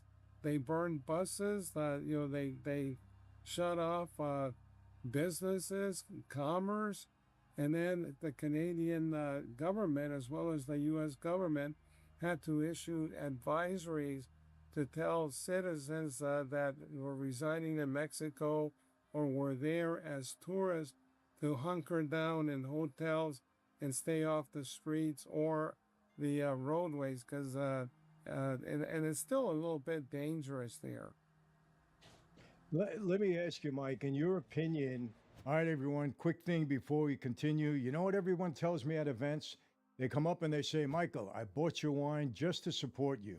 And then they say, but I kept buying it because it's so darn good. And that's the best compliment I ever get. So enjoy it. Here it is. Let's get back to it. Do you think this is going to last quite a while? Because I know there is an advisory out there. I mean, my wife, who is Mexican, she's Mexican American, but she said she don't ever want to visit Mexico again because she's afraid that an uprising like this could happen at any time. Well, normally these type of events where they start to do what they call narco blockades will last for a few days. The Mexican government has already sent 2,000 troops into the state of Jalisco as well as to other states to try to quell, the violence that's taking place there. So they don't last long. Here's the real dilemma is that when you kill or capture one of the leaders of the cartels, historically, what happens is they fragment, and then all of a sudden you have 2, 3, 4 individuals that are fighting for control of the cartel, and that is what leads to major violence. Example, when with the kidnapping of Mayo Zambada, the leader of the Sinaloa cartel, on July 25th of last year, all of a sudden you started to see violence take place on the 9th of September. And right now they've killed about 3,000 people. There's about 2,500 that are disappeared. And they've cost the state of Sinaloa about $1 billion in revenue because a lot of business have to close shop. Wow. Let me ask you this. In your experience, because of the fact that the United States, at least according to what we're told, played a pretty significant role in, the location that El Mencho was in and helped the Mexican government and the Mexican military go in and capture him. Because of the fact that the United States was involved, because of the fact that Trump has now named the cartels as terrorists, do you think that the cartels would start retaliating against American tourists in Mexico? That's a strong possibility. I think that the United States made a mistake by saying, we provided information, because the cartels will retaliate and they may start killing American citizens that, in Mexico. That's always a possibility. But I will say this, is that the vast majority of the intelligence that led to El Mencho's killing came from the Mexican military. And basically what they did, Mike, is they developed a source that was very close to one of El Mencho's paramours. And she was inadvertently telling him about El Mencho, and that, she would go see him. And, the information was then provided to the Mexican army, and they started to follow her. And then last week, they followed her to an isolated area in Tapalpa, and they saw her go in, and then on Saturday, the 21st of this month, she came out. And by that time, at that time, they decided to develop an operational plan to assault that location, and they did it very quickly. They used components from the special forces of the Army. They also had the National Guard. And then what they did is they brought in 6 helicopters, but they didn't bring them into the state of Jalisco simply because they have a lot of people working for them in that state. That's their hub. So they put them in adjoining states so that, it would not filter that, the Mexican army is going to do an assault, and, be very careful. So on Sunday morning, and, in the wee hours of the morning, the special forces started to surround this compound that was very isolated. And at the same time, they started to bring in these 6 helicopter gunships. And then they also had military fixed-wing aircraft that were going to participate. They went in and they encountered heavy resistance. They engaged in a tremendous firefight. Initially, they had reported that it was 4 cartel members that were initially killed, but it was actually 8. And when the firefight started, and Mencho and a couple of bodyguards ran out of the area, and they went into like a forest, heavily wooded, but the special forces were already in that area, and they encountered resistance, and they started shooting at El Mencho and his two bodyguards. El Mencho and his two bodyguards actually had rocket-propelled grenades, but fortunately didn't use them. And Mencho and his two bodyguards were severely wounded. They were put on a helicopter, and they were going to take him to a hospital there in Jalisco, but they expired. They were severely wounded. They died en route. So then they took him to Morelia in the state of Michoacan, and there they put him on a Casa aircraft and then took him to Mexico City, where they actually identified definitively that it was El Mencho. Mm. Yeah, I had also read, I don't know if this was true or not, that he was suffering from kidney failure. He was on dialysis, and I had heard something that they were tracking the medical devices that were actually to his different hideouts or the places that he were. I don't know if ultimately that led to any success in locating him, but apparently it was this woman that eventually led them to his whereabouts. Correct? That's correct, Mike, and you're also correct in the fact that he was suffering from kidney disease. And as a result of that, he built his own clinic and brought in doctors to treat him because he didn't want to go to a regular hospital or clinic where they might report him and turn him into the authorities. Keep in mind that the U.S. government had a $15 million bounty on his head. The Mexican government also had a few $100,000s of dollars reward. So he was not going to take any chances. And the thing is that he was an individual that kept a low profile.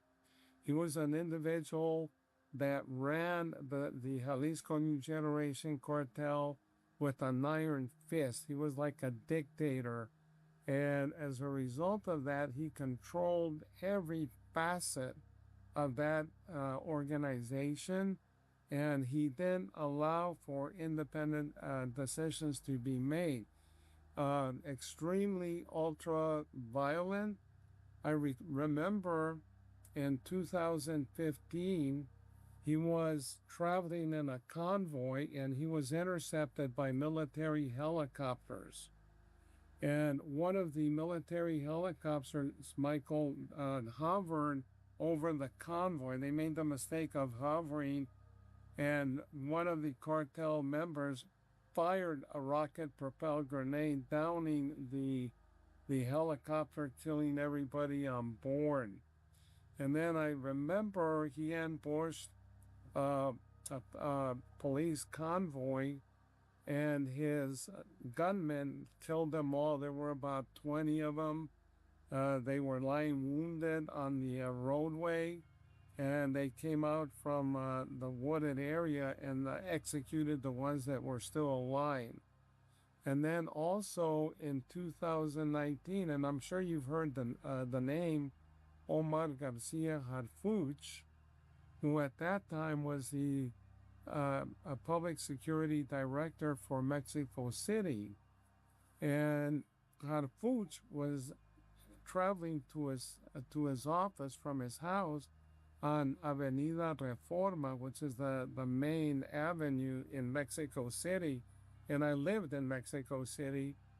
And these cartel gunmen from Jalisco ambushed him, and they wounded him 3 times. He was lucky to have survived. They killed 2 of his bodyguards, and then they killed a woman who was just a bystander, nearby. So the Jalisco cartel, extraordinarily violent and ruthless.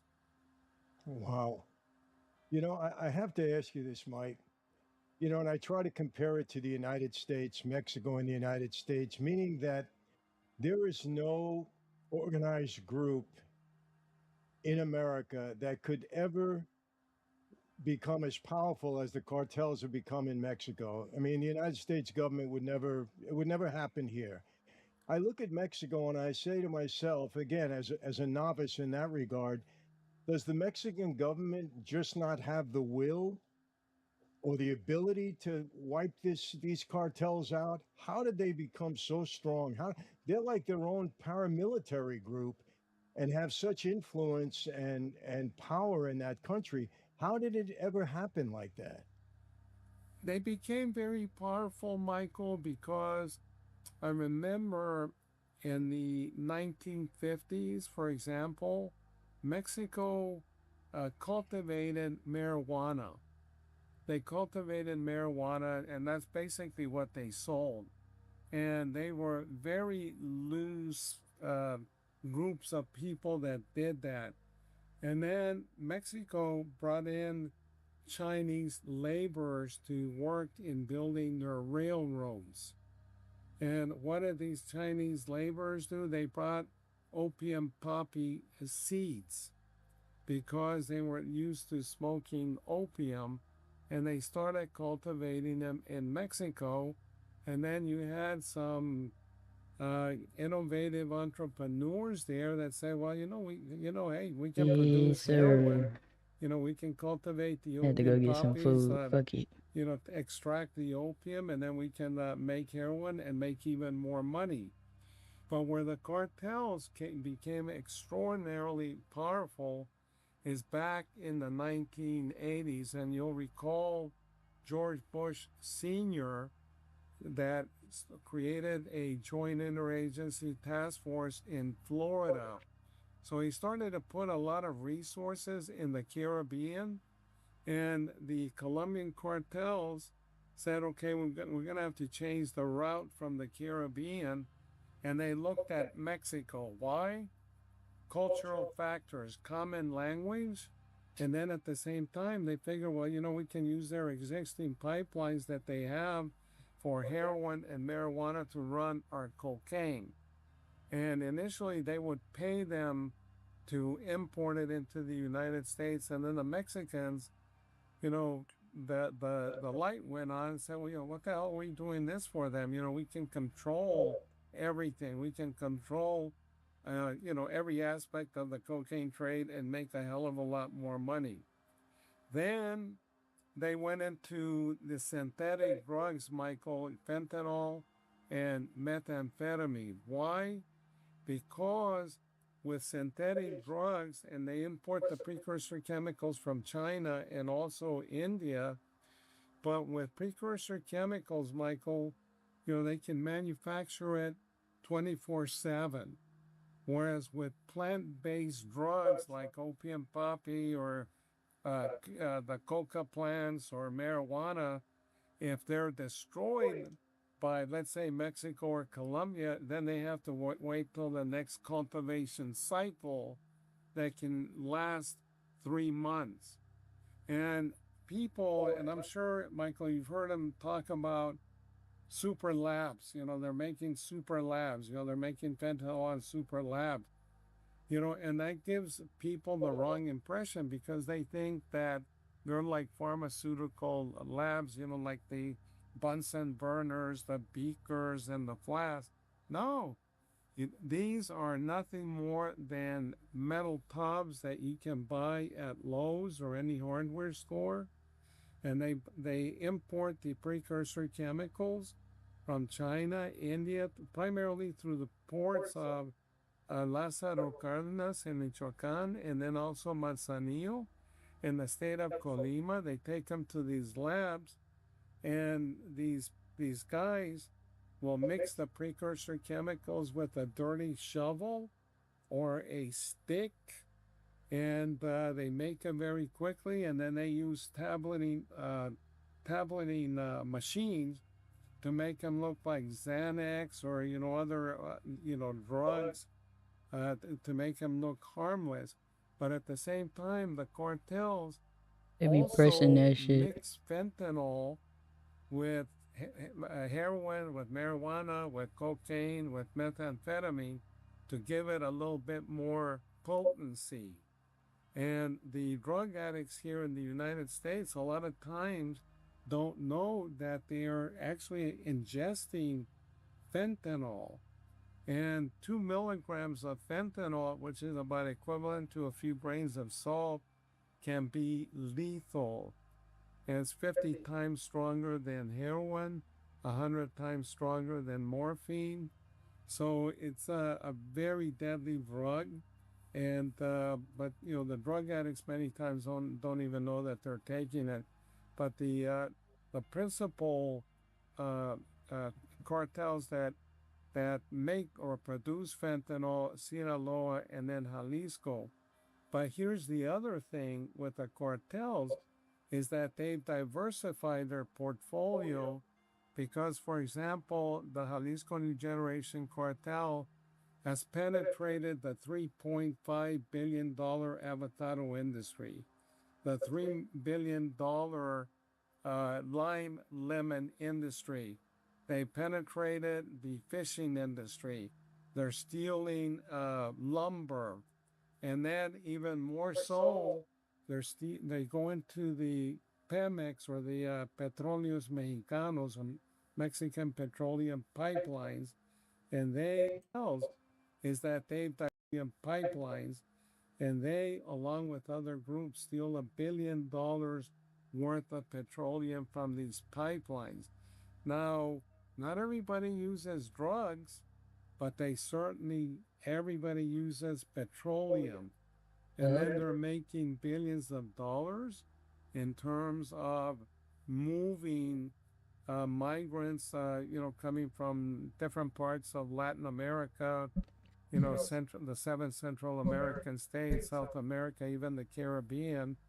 And, so I remember a few decades ago, Michael, all the cartels in Mexico were making an estimated $35 billion. The Jalisco New Generation cartel is now making about over $50 billion themselves on their own. And so they grew very powerful. And then the problem is that the United States is not controlling the weapons that are going into Mexico. Here in the United States, we have about 80,000 registered gun dealers. That's more than Wendy's, McDonald's, Burger King, and then also Subway sandwiches combined. And we estimate that there's about 300,000 or more weapons that flow every year into Mexico.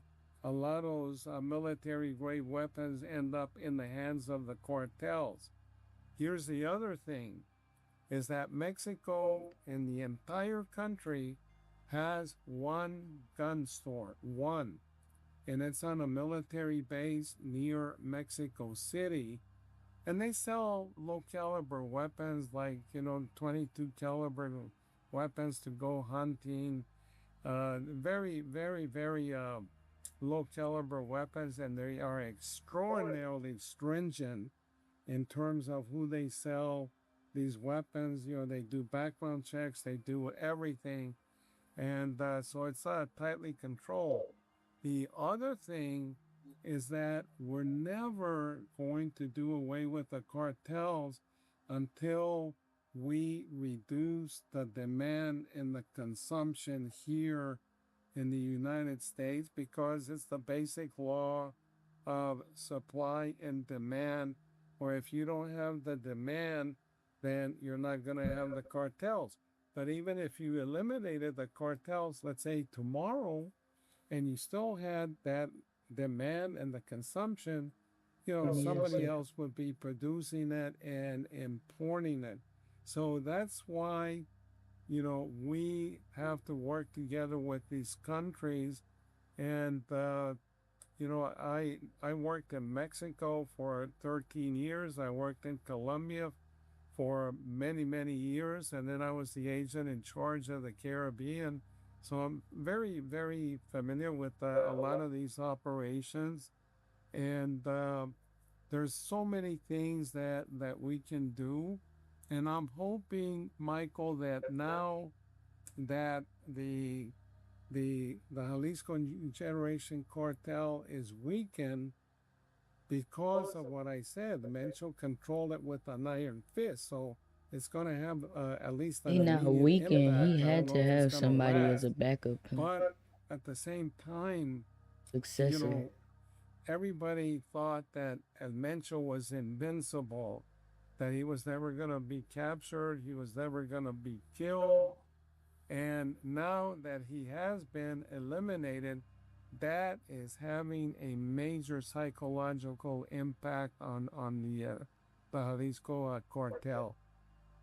Well, let me ask you this: two questions here. Number one, do you think that it was the plan of these cartels all along to say we are going to become as powerful, as well armed, as well equipped as the Mexican government, so that we can show the kind of control that we have in this country and we can maintain our business? Number one.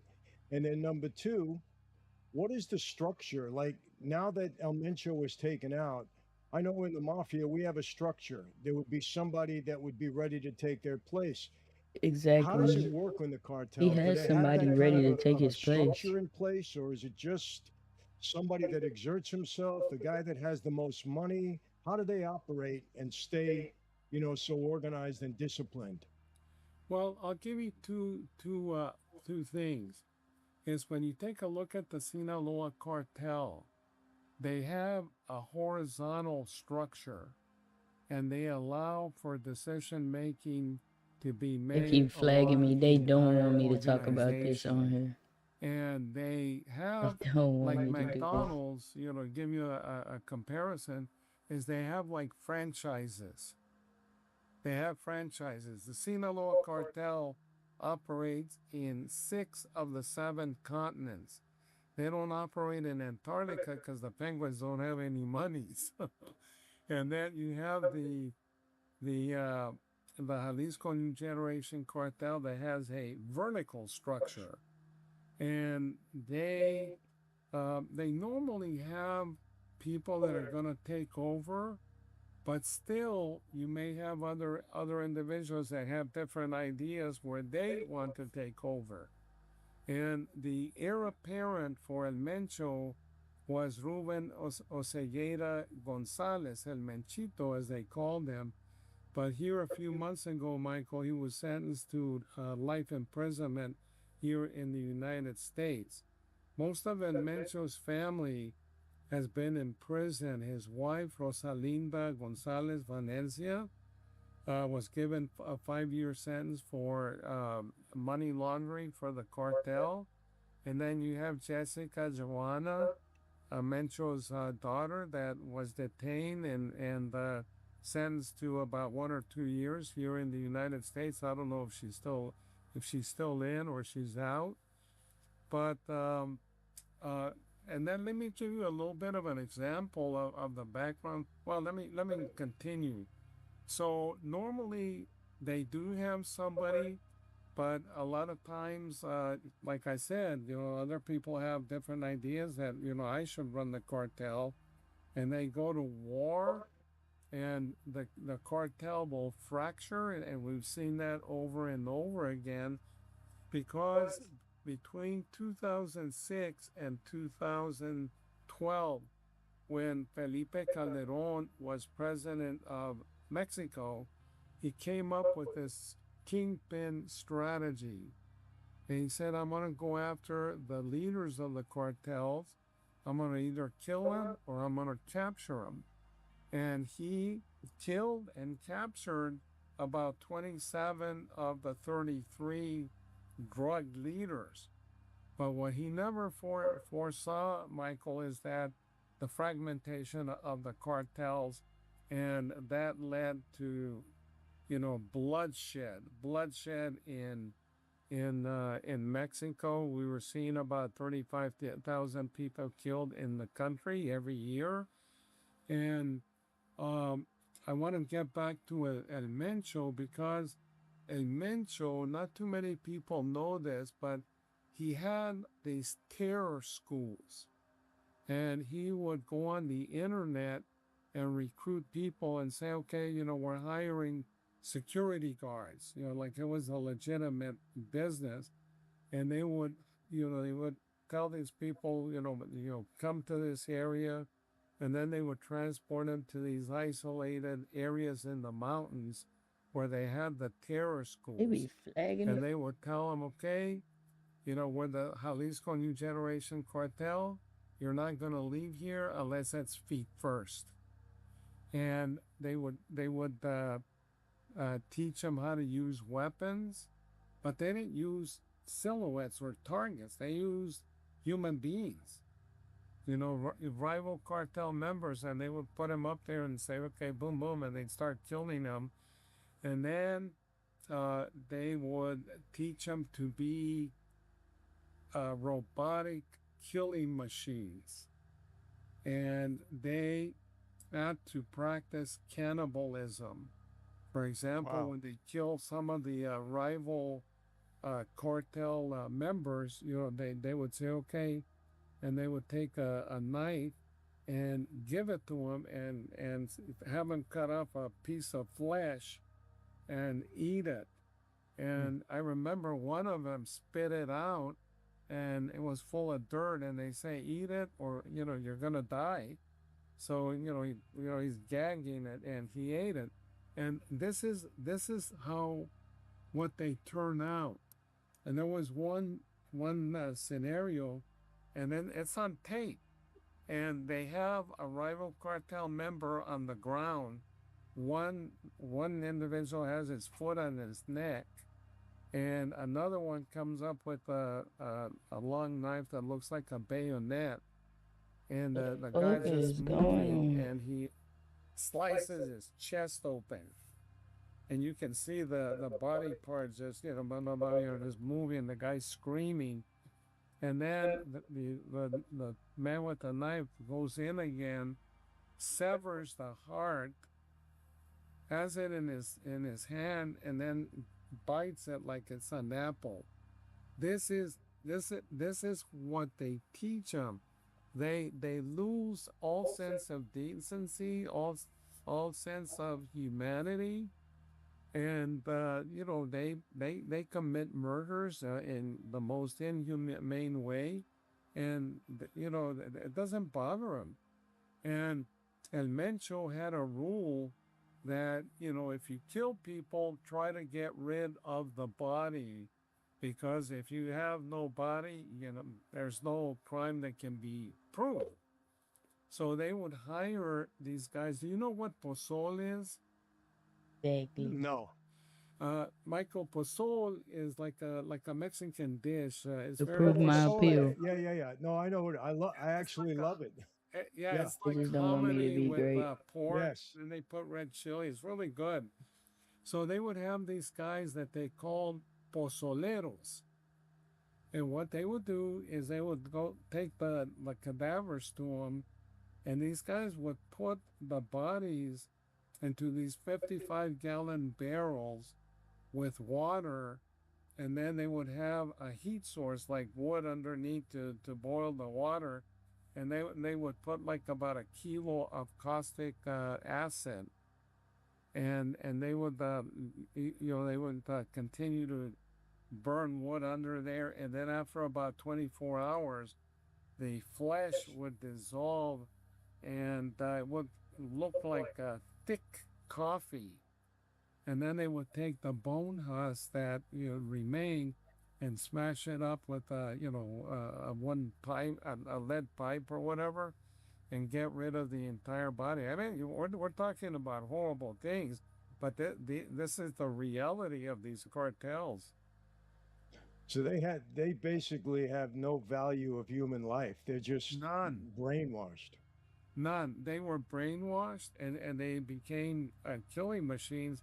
And then now that, there's a lot of conflict, for example, with the Sinaloa cartel, like with any army, they're losing a lot of the sicarios or the hitmen, the guys that, that go out and do the killings or engage in the gun battles.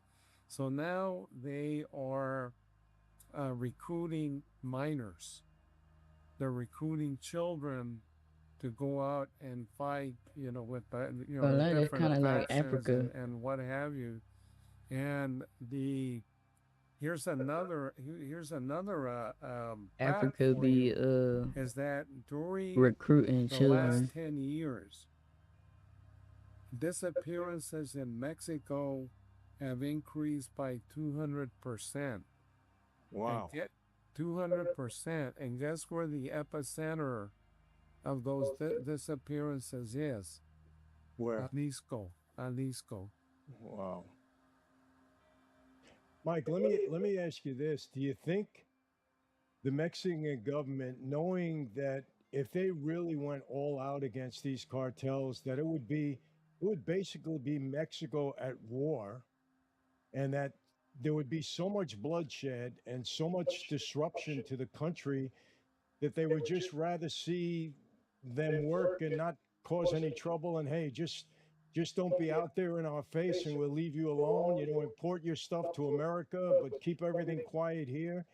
I mean, it almost seems that that's the way they would want to operate. I don't know. Maybe it's silly what I'm saying, but it sounds that way. Yeah, well, here's the problem, is that when Lopez Obrador was president, before Claudia Sheinbaum, he came up with this policy called abrazos y no balazos, hugs and not gunshots. And when he didn't want to rile up the cartels and cause a lot of violence, and what he wanted to do is look at the root causes, because most of these drug cartel leaders come from rural areas. Like Chapo Guzman was born to a very, very poor family in Sinaloa, in La Tuna, in the municipality of Badiraguato. The mother, Maria Consuelo, baked bread, and then he would sell oranges on the street. The father, Emilio, was an incorrigible drunk, and he engaged in marijuana cultivation on a small scale, but he would use the money not for the family, but for women, and then liquor. And when he would get doozed up, he would become very violent. So, Chapo Guzman only had about a sixth grade education. The same thing with El Mencho. El Mencho grew up in the state of Michoacan, which has common border with Jalisco. Extremely poor. He dropped out of elementary school because he needed to help support the family. How do you drop out of elementary school? Is they would cultivate, very small little crops of avocado. That means his parents didn't care. And El Mencho wanted a better life. So what does he do? He goes to the United States. He goes to the Bay Area in San Francisco, California. And at the age of 19 in 1986, he was arrested for carrying a weapon and then having stolen property. Later, in 1989, he and his brother Abraham were sold 5 ounces of heroin to 2 undercover cops. And Mencho was just conducting like counter surveillance, and his brother Abraham sold it. When he came back, he had money. And this is how astute Mencho was even at that age. And he said, Abraham, he says, don't ever sell drugs to those guys anymore. Those guys are cops. He said, look at the money. It's all brand new bills. They're crisp. Nobody uses brand new bills except cops. And later, and Mencho in 1992 was arrested on federal drug trafficking charges. He was sentenced to 3 years. Once he was released, he went to Jalisco and became what? a police officer, became a police officer, and then as a police officer in Mexico, you meet a lot of cartels, especially the state and local are extremely corrupt. He becomes a member of the Milenio Cartel, which was headed by Armando Valencia, and El Mencho becomes a low-ranking member. He's actually like a hitman, but he marries one of the Valencia daughters, Rosalinda Gonzalez Valencia, and goes up the ranks. And later, the cartel, with the arrest of the leaders, fractured into what it was the La Resistencia, or the resistance, and then the Torcidos, or the twisted ones. And the leader of the Torcidos was El Mencho, and he actually won the conflict, and then around 2009 formed the Jalisco New Generation Cartel. And as you know, they operate like a paramilitary force. They take these trucks and they get these 2-inch steel plates and wrap it around the truck, thereby turning it into a makeshift tank. And then they mount 50 caliber machine guns on the truck, and they roll into the cities with impunity. So I guess the point that I'm trying to make is that, you have different politics that come into bear, but they have to take action, because if not, the cartels will become even more and more and more powerful, and then you're never going to be able to take them out. But like I said, it has to be a combination of things. Obviously, you have to, but you can't only take out the leaders, you have to take out the entire infrastructure to have any impact. But here we have to stop the flow of weapons. We have to also reduce the demand. And Michael, I've always been an advocate of creating, anti-drug abuse education in the schools, starting from elementary school, to teach our kids, not, about the evils of using drugs. Well, I totally agree with you there. And Mike, you were in San Diego for quite some time. You were in charge of that office. Is that a major route for drugs coming into this country through California? Absolutely right. Absolutely right. Because San Diego is the hub for a lot of the fentanyl, a lot of the drugs that are coming into the United States, because the busiest land port of entry along the U.S.-Mexico border is in San Diego. And then, as you well know, in Otay Mesa, you have a lot of warehouses. So some of the cartels, especially the Sinaloa cartel, have built tunnels, and they funnel drugs through the tunnels into those warehouses, and then from there they have easy access to major roadways to move the drugs throughout the United States. But I've always said that if you take a look at the 2,000-mile Mexico border, and you took a giant knife and you cut it all the way across, it would look like a block of Swiss cheese, because it's riddled with tunnels. And most of the drugs, about 90% of the drugs, come in through the legitimate ports of entry, not between the ports of entry, through the ports of entry. Guess who transports it? Primarily Americans. And the thing is that up until a few years ago, Customs was only able to search 3% of passenger vehicles, and only about 17% of commercial trucks. Why? Because of a lack of technology, like these X-ray machines that can quickly, X-ray trucks and see if they have any secret compartments and what have you. They're starting to put more technology, but a lot more is also needed. And then keep in mind that we have common border with Mexico on the Caribbean side or Atlantic side, and then also on the Pacific side. So there's many ways of getting it through, but 90% of it comes through the legitimate ports of entry. Wow. Mike, this is kind of a personal question because visiting Puerto Vallarta so much, there's a pharmacy on just about every corner, and we're told that it's really the cartels that own all of these pharmacies. Is there any truth to that? Some of them, yeah, they do own legitimate businesses because they have to launder their money. Mhm. But I remember it was about a year ago that the cartels were going to the pharmacies and saying, you are going to sell our drugs. You're going to sell cocaine for us. You're going to sell fentanyl for us.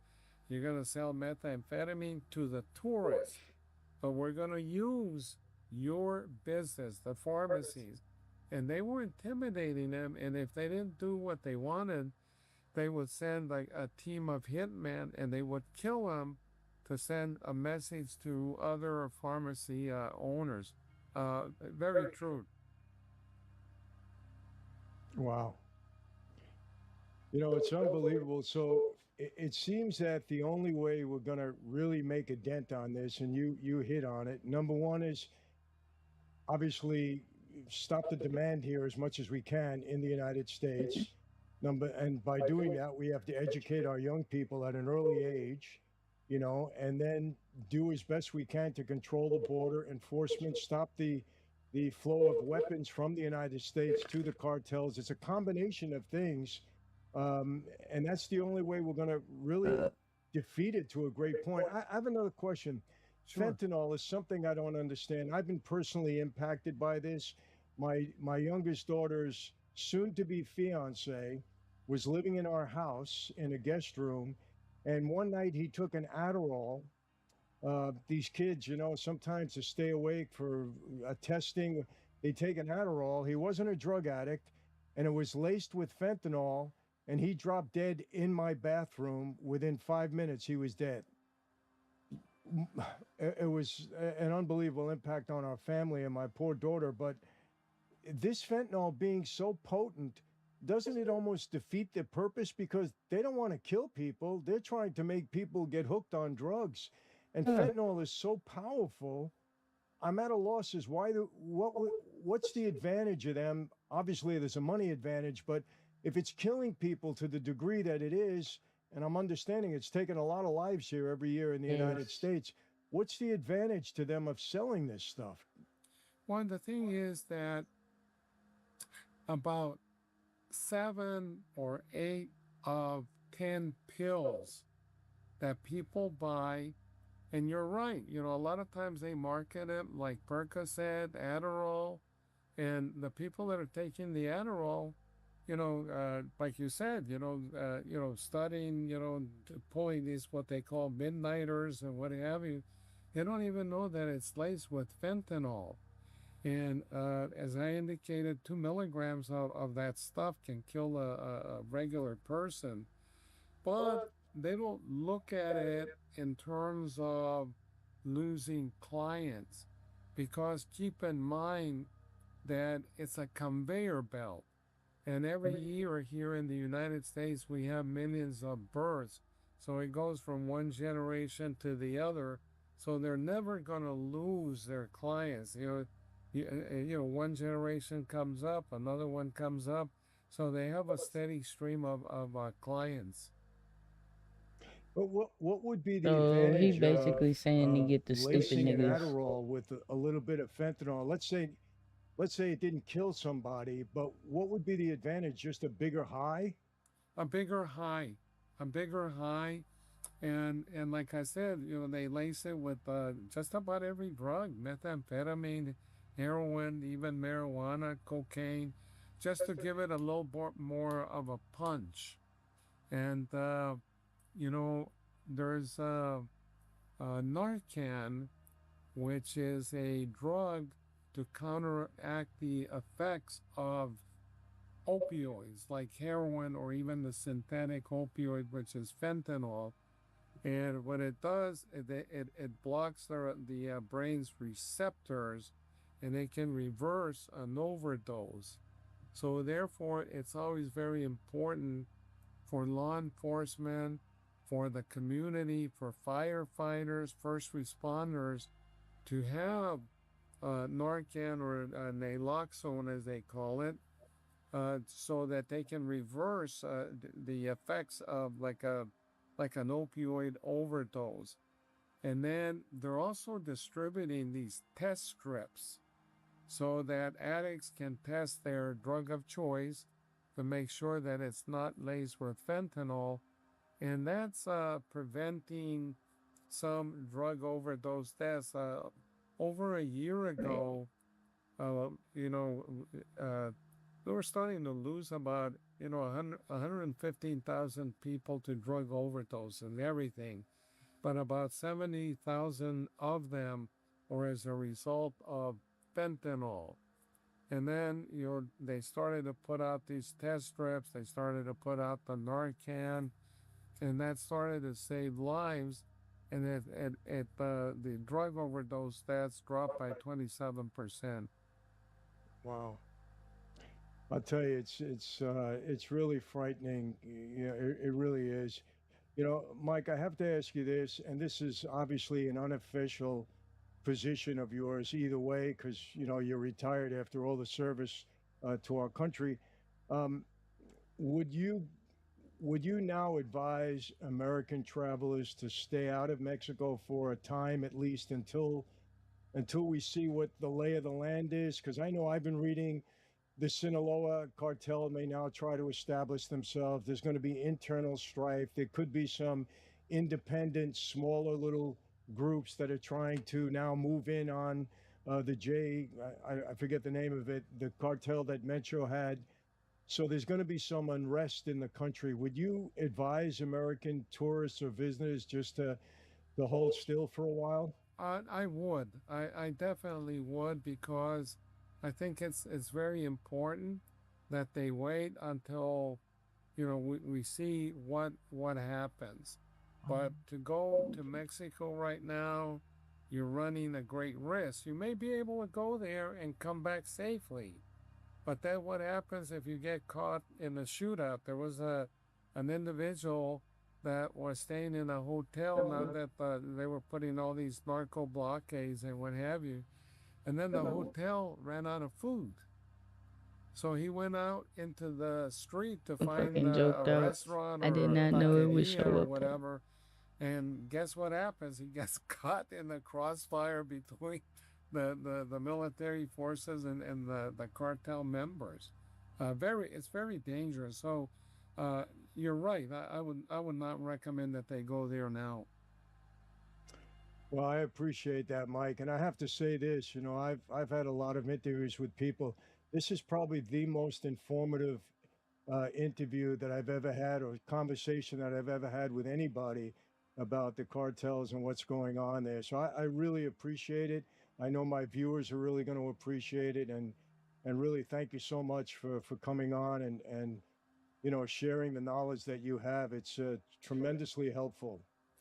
Well, thank you so much. And I know that you're in the wine business. I'm going to buy a few bottles of your wine, because I don't drink a lot, but the only thing that I drink anymore is wine, and I really enjoy a glass of wine once in a while.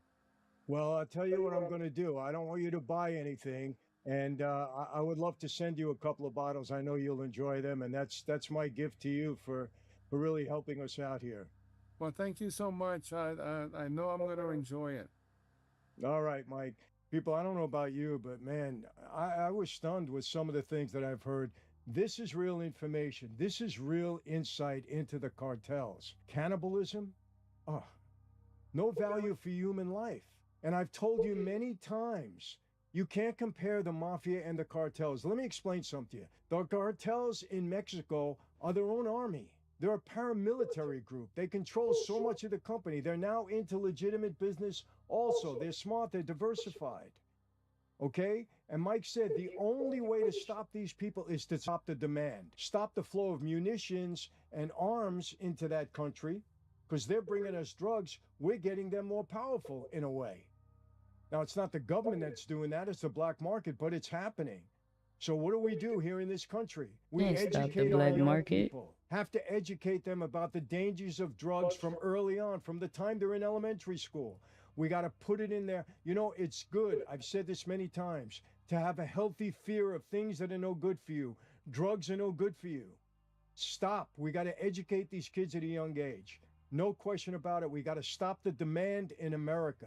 That's the main way to stop these cartels, or at least to stop the problems that we're having in this country, because we have a wealthy country. They can't export their drugs to places that don't have money to buy them. That's why they depend on the United States. We got to step up our efforts in educating people, closing the border. Thank you, Donald Trump. Closing the border and really being, so on our mark when it comes to this. It's so important. But man, I couldn't believe some of the things that he was saying. Cannibalism. When people have no regard for human life, you got to watch it, man. They'll stop at nothing. So please, if you're thinking about visiting that country, I hate to tell you not to go to. I love Mexico. I love it. I visit there quite a bit. People are wonderful, wonderful people. But you got to be careful. You got to face reality. It's not, you got to be careful. So I'm not discouraging you. I'm just telling you, pay attention.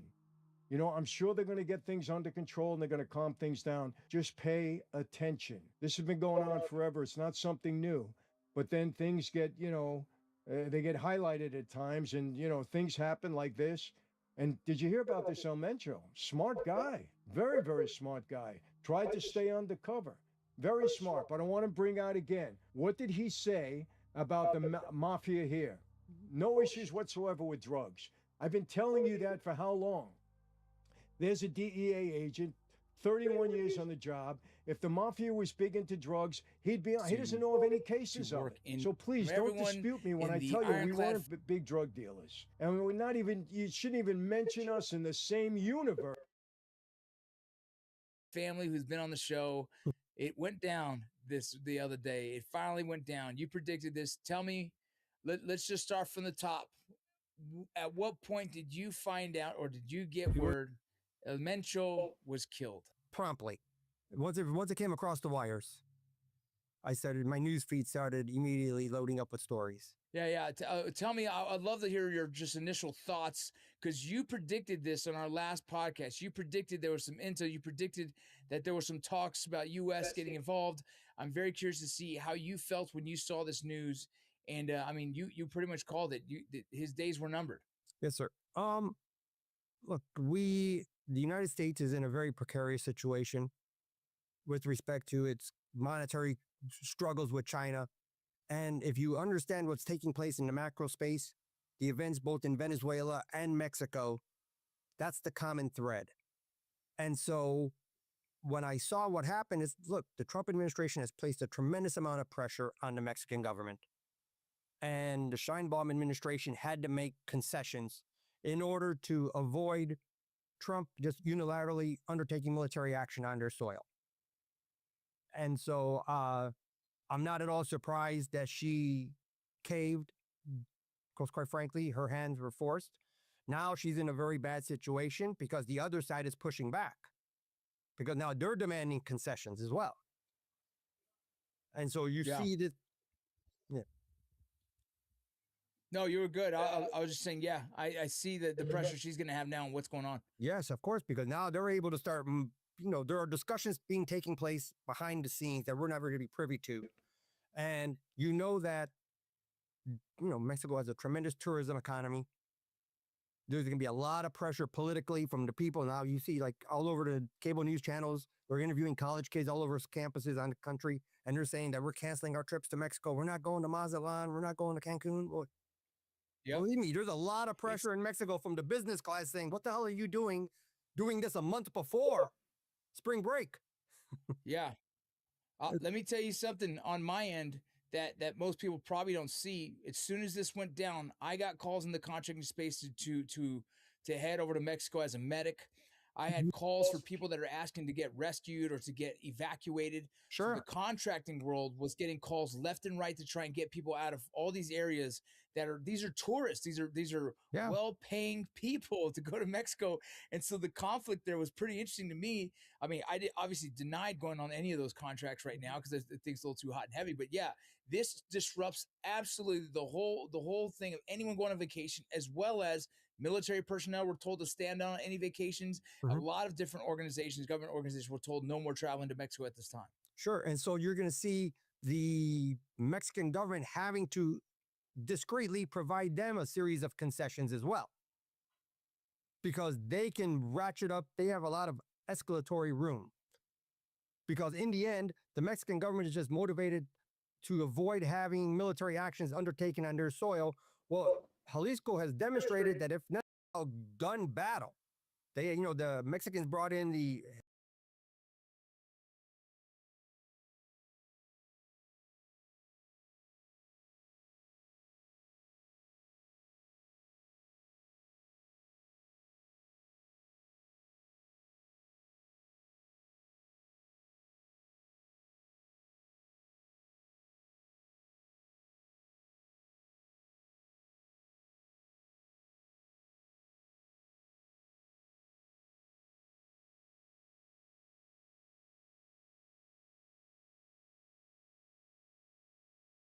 Why? What? What? That how Dubai became a haven for criminals around the world 60. What?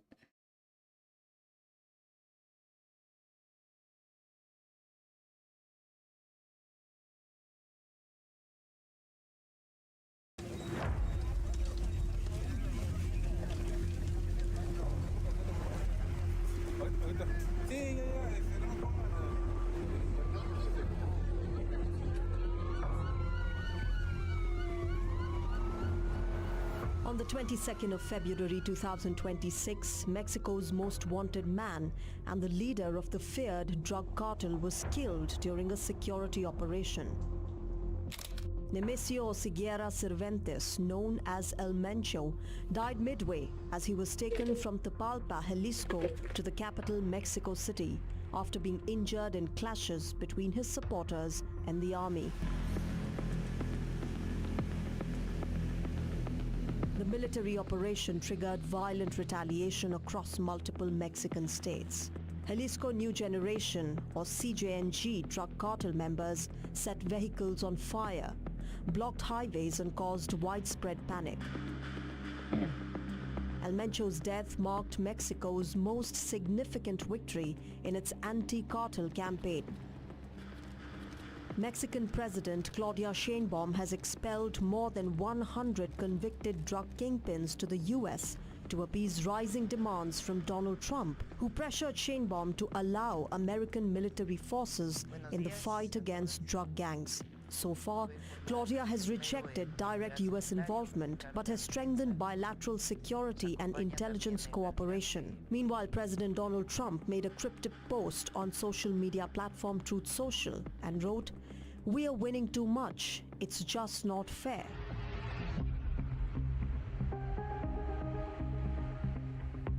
So was Trump involved in the killing of Mexico's drug lord? Who is the top drug cartel leader killed in Mexico? What is CJNG cartel, Mexico's major drug trafficking player? Where do cartels acquire their firearms from? And how serious is the fentanyl crisis in America? We explore these questions and more on Beyond Wide Angle this week.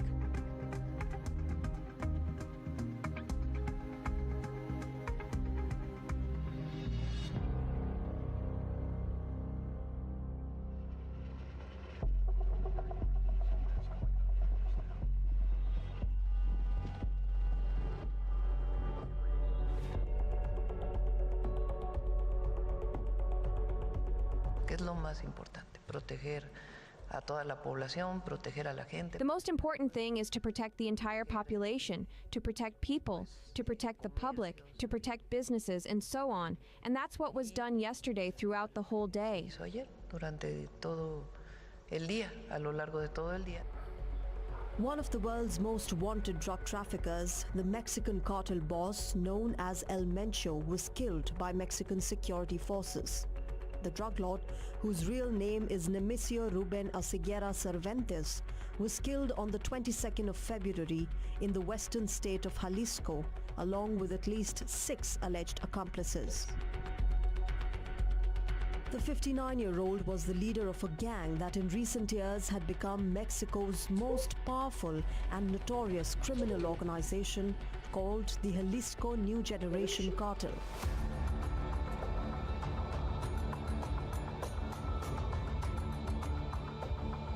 El Mencho's killing caused an immediate outbreak of disorder across the region he ruled, displaying his huge influence across Mexico and other parts of Latin America. The unrest forced the US and Canadian airlines to cancel dozens of flights.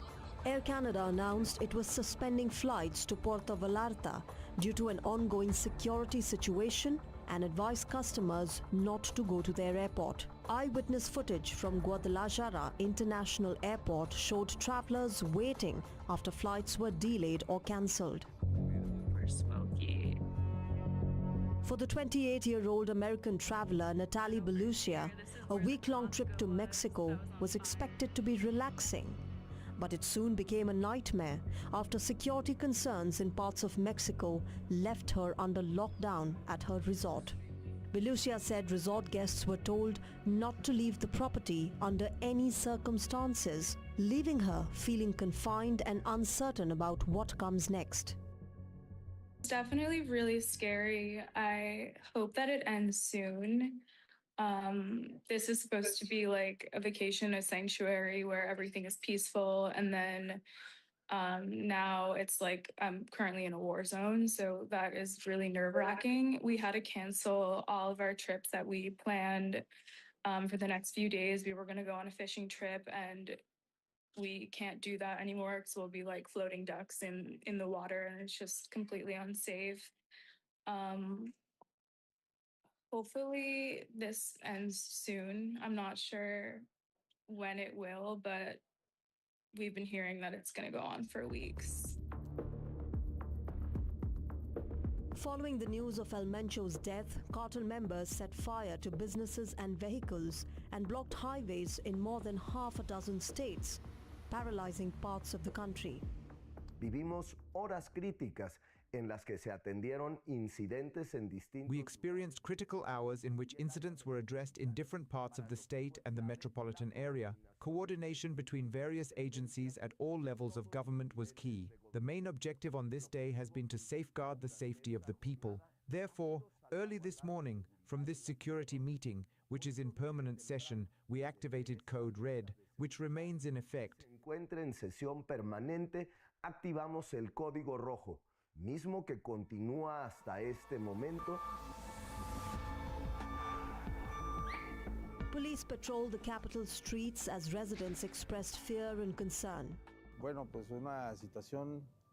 Well, it's a situation. On one hand, it's definitely a strong blow to organized crime. However, we also have to recognize that the damage they cause us as citizens is huge. For example, there are curfews, buses being burned. It's really unfortunate what's happening, and we hope the authorities soon take control of this situation. Well, the truth is, the whole situation that's happening is very serious. Unfortunately, it's not the first time we're experiencing this, but this time it does seem a bit more worrying because there's no successor to these cartels. And well, we hope that truly our president does something for us, protects us, because honestly, fear is everywhere on the streets. I'm coming to work, and the truth is I come from the state of Mexico, and it's very concerning that something could happen to me on the way, on the highways. Even in the city of Jalisco, people are concerned about the security situation following the drug lord's death. Insecurity, for example, I live just up ahead and there's only one store open. The Guadalajara pharmacy is closed, right? And there are lines to buy things. At the butchers, there's a huge line too. Everything is closed. People are afraid. I hope things are going to get better, that there will be more support from the federal government so that there's more security here, both in Jalisco and in the neighboring states. In Mexico, at least 25 members of the National Guard military police were killed in retaliatory violence in the state of Jalisco after the killing of a drug lord. According to Mexico's defense ministry, Mexico has sent 2,500 soldiers to the west of the country to bolster security. In Jalisco, 6 attacks were recorded in which 25 members of the National Guard, a prison guard, and an officer from the State Attorney General's office sadly lost their lives. At the hands of these cowardly criminals, a woman lost her life. 30 members of organized crime, 30 criminals, were also counted among those who lost their lives in these attacks. Organizada, 30 delincuentes que perdieron la vida también en estos ataques. So we're here just outside of the Mexican state of Jalisco's capital, Guadalajara, which was marked by a surge of violence yesterday following the capture of one of the most feared cartel leaders in the country. The Cartel de Jalisco Nueva Generación, responded incredibly violently and burned buses and other vehicles like this. Basically blocking roads and bringing the state and many other Mexican states to a standstill. Now, this capture was part of larger efforts by the government of Claudia Sheinbaum to crack down on cartels and effectively offset pressures by the Trump administration.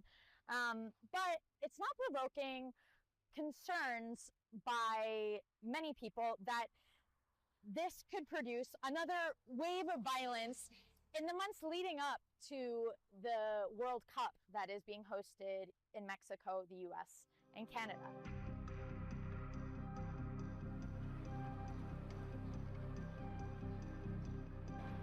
So who was El Mencho, the feared cartel leader killed in the military operation?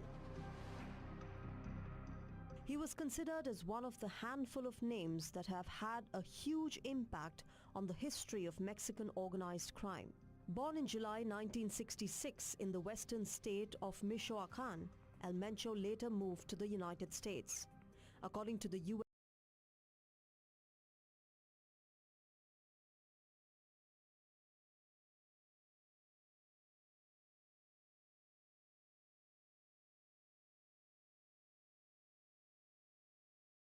$1980s illegal or convicted in California for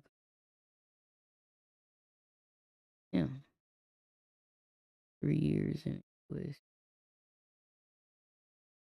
So he waited 4 doing shit the whole Drug 4. Enforcement Administration, he was involved in drug trafficking from the 1990s. In 1994, he was convicted in California for conspiracy to distribute heroin and served 3 years in a U.S. prison. After he returned to Mexico, El Mencho worked as a police officer in the western state of Jalisco, but soon resumed his criminal activities, building his influence in the shadowy world of narcotics. He formed and led the $15 million for his capture. Cartel, or the CJNG, The U.S. put $15 million on his head. Powerful cartel boss since Sinaloa kingpin Joaquin El Chapo Guzman, who was arrested in 2014. And not just Mexico's El Mencho, soon became one of the world's most wanted fugitives, with the United States alone offering a $15 million bounty for information leading to his arrest.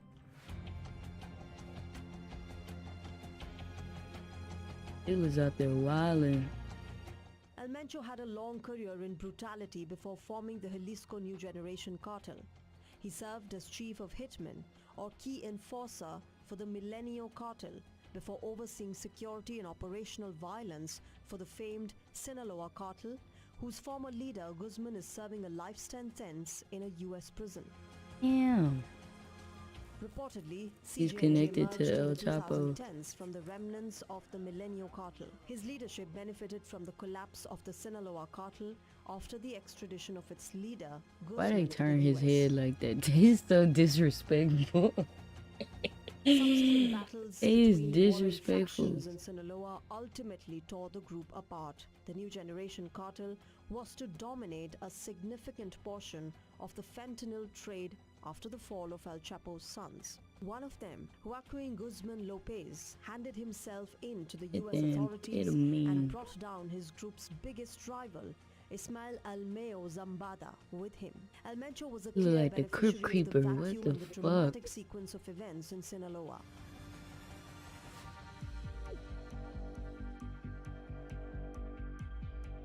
Bro.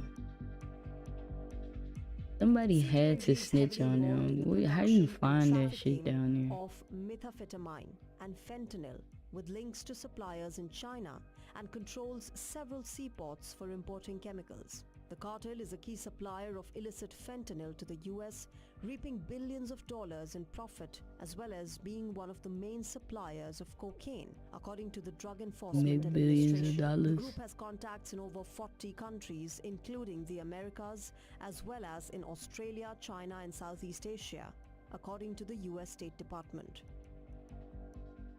The US designated CJNG as a terrorist organization in February 2025, and El Mencho had already been indicted multiple times in US, including being charged in 2022 with conspiracy to manufacture and distribute methamphetamine, cocaine, and fentanyl. How are they catching? They got to be either under surveillance or somebody is snitching on them, because I guarantee you these is not in places you could just find.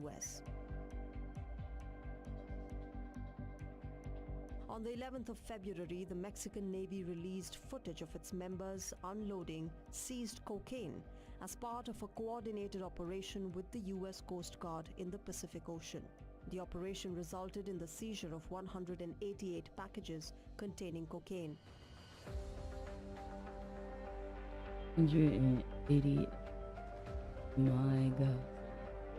A US defense official told Reuters that a new US military-led task force specializing in intelligence collection on drug cartels played a role in the Mexican military raid. The Joint Interagency Task Force Counter Cartel, which involves multiple American government agencies, was formally launched in January 2026 with the goal of mapping out networks of drug cartel members on both sides of the US-Mexico border. Good afternoon. Good to see all of you. In a statement, Trump's press secretary Caroline Leavitt said that Washington provided intelligence support to the Mexican government to assist with the operation. On the 23rd of February, Mexican President Claudia Sheinbaum said that American forces did not participate in the operation and insisted the mission was planned and carried out solely by Mexican federal forces. But how do we know they didn't tell her to say that? All operations are carried out by federal forces. There is no U.S. participation in the operation. What there is, as we have said here several times, is a great deal of information sharing. The understanding with the United States is based primarily on the exchange of intelligence information.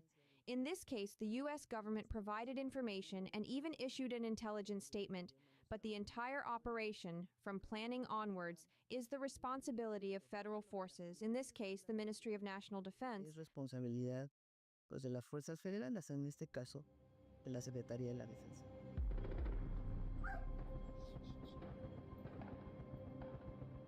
El Mencho sale, dejan un grupo con una gran cantidad de... El Mencho came out. They left behind a group with a large quantity of weapons. It really was a very violent attack carried out by the organized crime personnel, and the military special forces personnel repelled the action.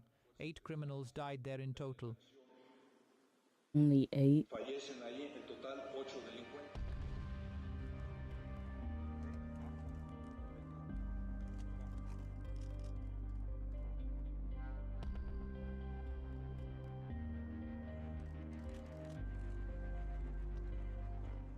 A 2023-24 study in the International Journal for Crime, Justice and Social Democracy finds that Mexico's criminal landscape includes roughly 37 large cartels and more than 130 smaller affiliates as of the late 2010s to early 2020s. What?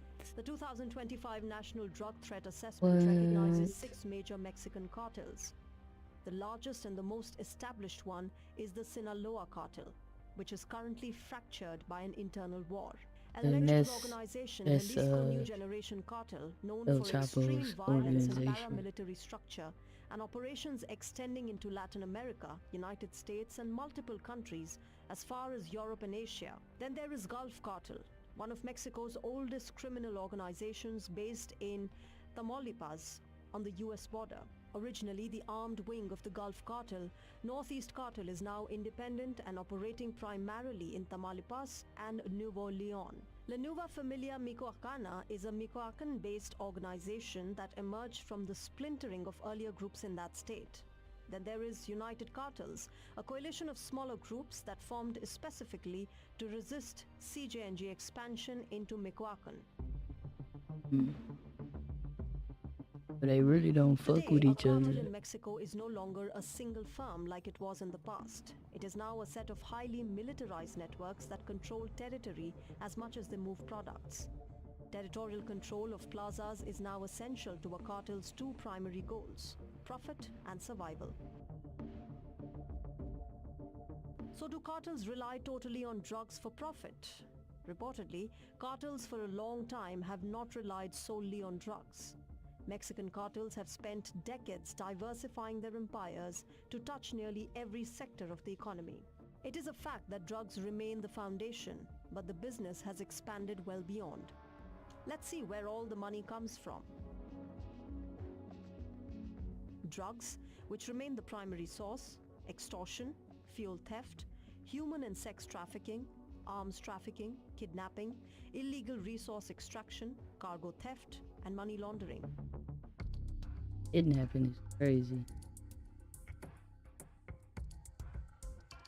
A key component of cartel militarization is also the trafficking of US weapons into Mexico. In 2025, a report claimed that between 200,000 and 500,000 firearms are smuggled into Mexico from America. Those weapons often originate from US manufacturers and are funneled through wholesalers and retailers. In fact, after the Mexican military killed the drug cartel kingpin, Mexican officials detailed the weapons recovered in the firefights. The So all his weapons come from the US. Launcher, 10 long arms, handguns and grenades. Mexico Defense Minister Ricardo Trejo said that as with other Mexican crime scenes, about 80% of the recovered weapons were bought in the United States and smuggled across the border. Because they got the serial number. Gun ownership in Mexico is tightly restricted. Reportedly, there is only one military-run gun store in the country, in Mexico City, where weapon sales are strictly regulated. But access to guns in the US has created what experts called an iron river of firearms flooding Mexico's black market. Statistics from the US Bureau of Alcohol, Tobacco, Firearms and Explosives, or the ATF, back up Mexico's figures, that the vast majority of weapons in Mexico come from the US. The ATF said 74% of the guns used in a crime were linked to an American purchaser from 2017 to 21. Mexico has long blamed US firearms for thousands of deaths in the country each year. The Mexican government in 2021 sued American gun makers, claiming they were aiding and abetting the trafficking of firearms south of the border. Well, they got the black market, The so US Supreme Court ruled unanimously against the Mexican government in its attempt to hold American gun makers liable for violence and atrocities committed by Mexican drug cartels.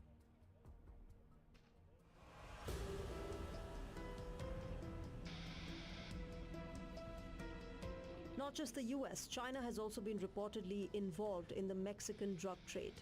Over the last few years, China's presence in Mexico has expanded in both legal and illegal activities. But while legitimate commerce between Mexico and China is growing, Chinese how do you groups are know also it's not the becoming more Yakuza? engaged in drug trafficking and money laundering Could in be Mexico. just the. Well, no, they said China. That'll be the Chinese gangs. Chinese drug trafficking networks continue to be the principal suppliers of precursor chemicals for the production of methamphetamine and fentanyl to Mexican cartels that produce both drugs in Mexico. and Chinese money laundering networks have become the go-to money launderers for the Mexican cartels. And if From they opium getting it cultivation pure to from the precursor source chemical like that, supply, it's so much China has been cheaper, quietly bro. immersed in Mexican drug That's why it's trafficking just and a so much of it. narcotics You trade can't. for over a century. While El Mencho's death comes as a relief for Mexico, the crisis is far from over. Cartels have survived the fall of every kingpin before him. And this time may be no different, because this is not just Mexico's problem. It is a shared regional issue that requires collective responsibility to dismantle the existing criminal infrastructure. Until such coordinated action is taken, the threat remains palpable. Another El Mencho could emerge to continue the cycle and unleash his ruthlessness.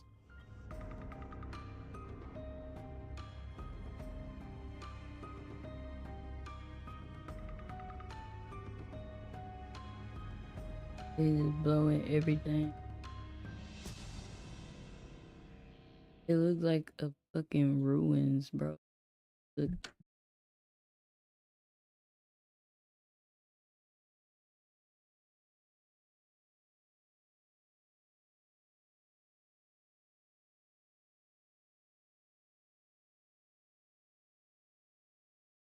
We wanna see.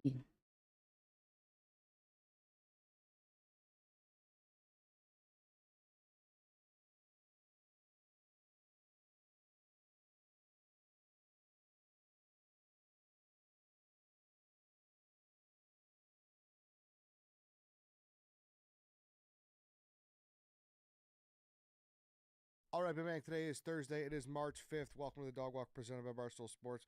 Before we get going here, I want to talk about Stella Blue, crafted with 100% Colombian coffee. Each can is a good source of protein and comes in 2 smooth. I'm not. I don't know the guy. I know who he is, who he's talking about, but I don't know him. So no, I'm not in the We're mafia. I'm sponsored not by associated to the Barstool. mafia. Well, I'm glad we could clear your name. Yeah, Thank exactly. you. Thank you for doing that. But yeah, shit's hit the fan, or like, right? Or has it settled down a little No, bit?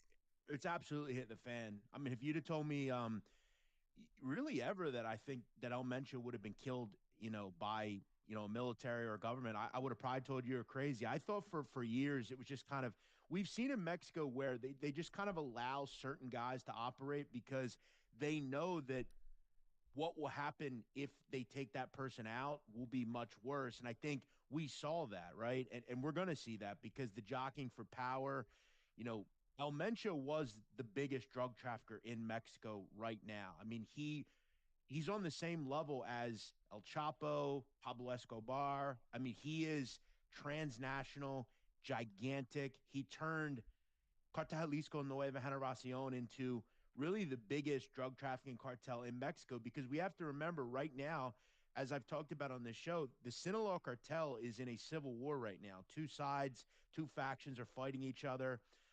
So CJNG's been kind of allowed to move around, and they're not at war. They're at war with other groups, but not necessarily internally. So, yeah, shit's hit the fan for a long time in Mexico, but this made a kind of everyday person that doesn't know much about drug cartels start to wonder about drug cartels. So why do you think there's been this backlash over this one particular guy? Because, it's been said that really at this point, and correct me if I'm wrong, that the cartels kind of just operate almost every industry inside of Mexico. So it's like the hotels and these resort cities are kept safe in a way by the cartels because they don't want the bad PR because it's bad for business. So why was this particular cartel person being killed set off such a firestorm down there? Because when we talk about cartel bosses, it's very rare that you see, like, a lot of these guys are obviously loyal to the cartels that they're in, but I never saw the veneration towards a figure. We spoke on them not having anyone to collect the body. Of the powerful criminal organization Cartel Jalisco Nueva Generacion, who fell last weekend in a confrontation with the military, who launched an operation to arrest him in a town in Jalisco in central Mexico. The Attorney General... AI be having a whole fit. So they had his funeral. AI be sounding crazy as hell. With the death of El Mencho, no image has been released of the criminal leader. They'll be like, nah, it was a different dude. They sent a different dude in there, and then they match his DNA to his own family. And okay. Yeah, this is why I There's gonna be can't. a million theories when we're done with this.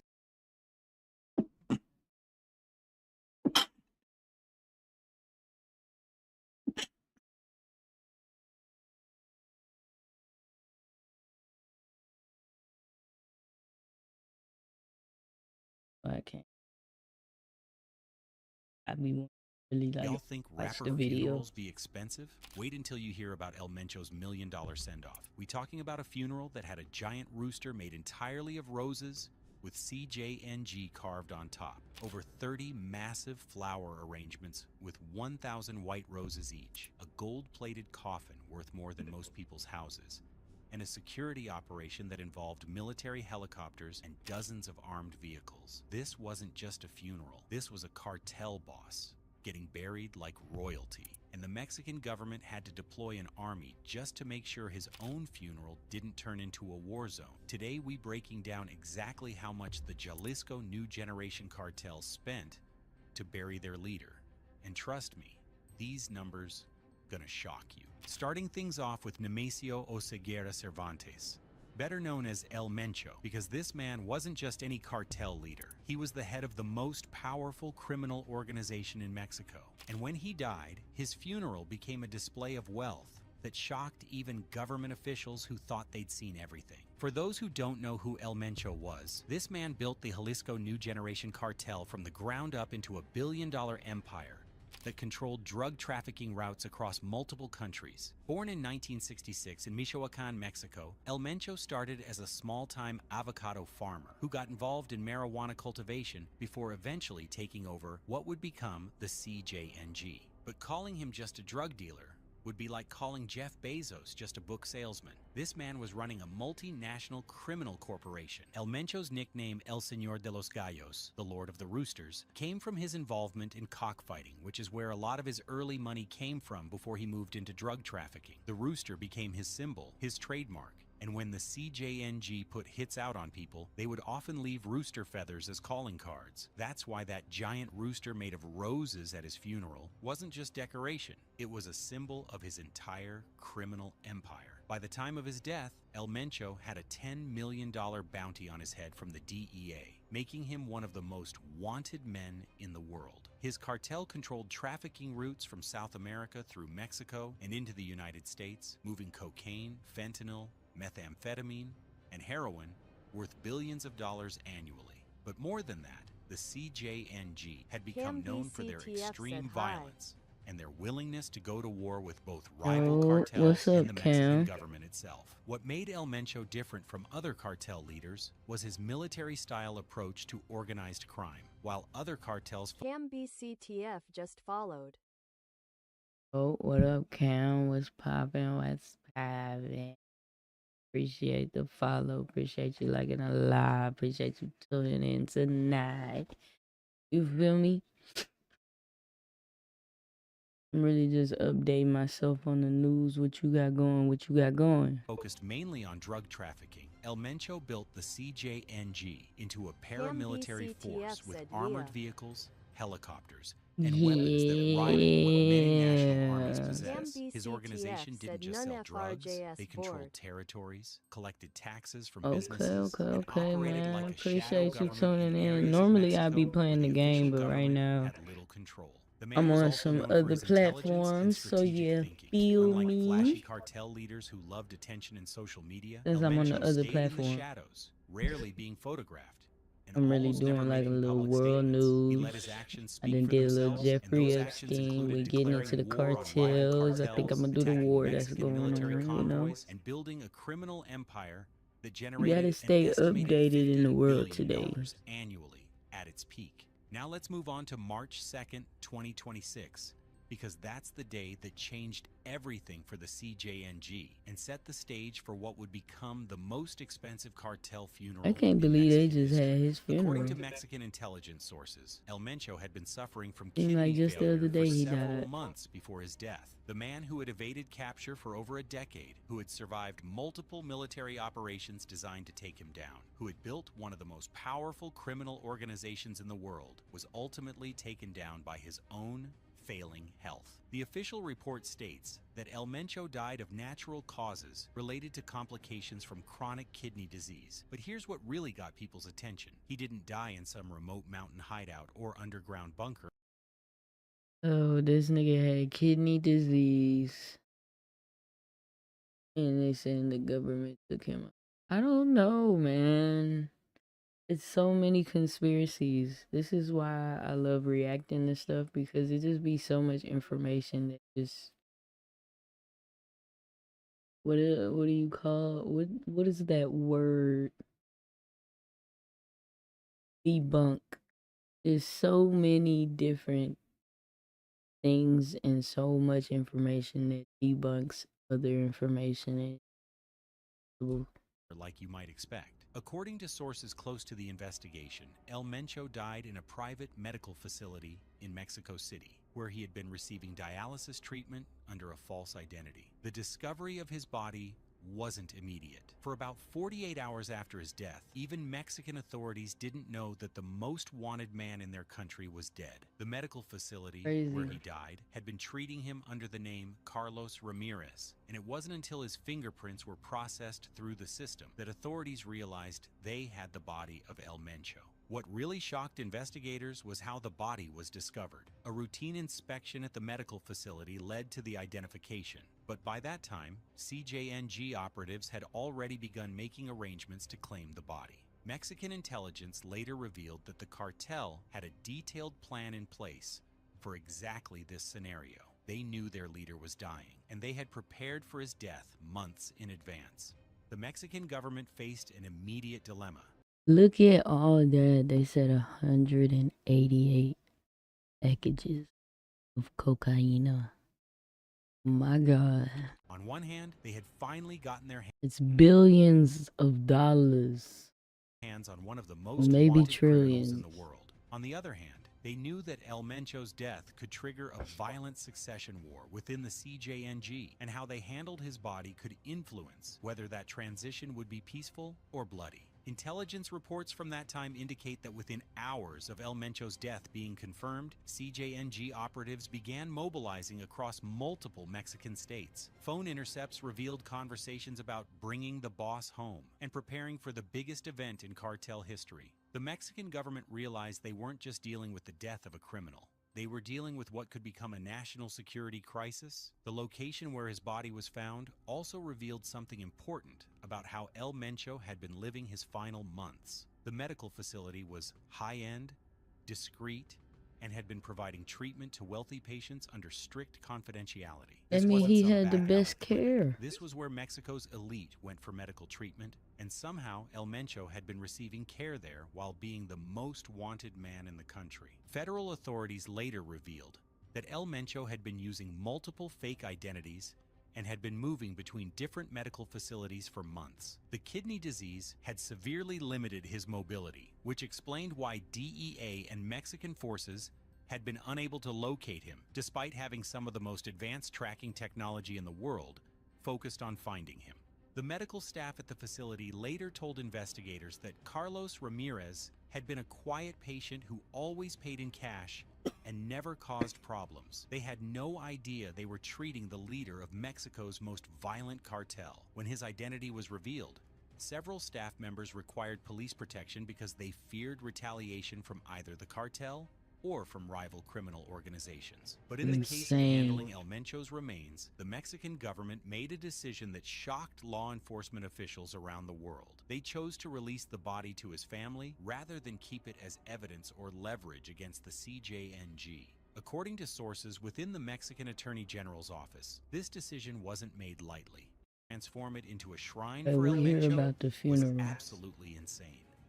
The flower budget alone was enough to buy multiple luxury cars, According to reports from El Impartial and Mexico News Daily, the cartel ordered multiple Coronas with between 500 and 1,000 white roses each, but that was just the beginning.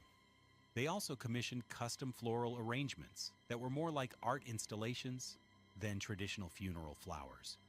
The centerpiece was a giant rooster made entirely of roses with white details, featuring the CJNG initials prominently displayed on top. This wasn't just a floral arrangement. This was a different. 6-foot-tall sculpture made from thousands of individual roses, each one hand-placed by professional florists who were reportedly paid premium rates for working under such unusual circumstances. The rooster arrangement alone cost an estimated $15,000 to $25,000, not including the security required for the florists who created it. According to Azteca Noticias, the rooster was specifically designed to honor El Mencho's nickname, El Señor de los Gallos, and featured intricate details that made it recognizable as a CJNG symbol from across the room. The craftsmanship involved in creating a realistic rooster from flowers required specialized skills, and sources close to the funeral arrangements revealed that the cartel flew in florists from other cities specifically for this project. But the rooster was just one of dozens of massive arrangements.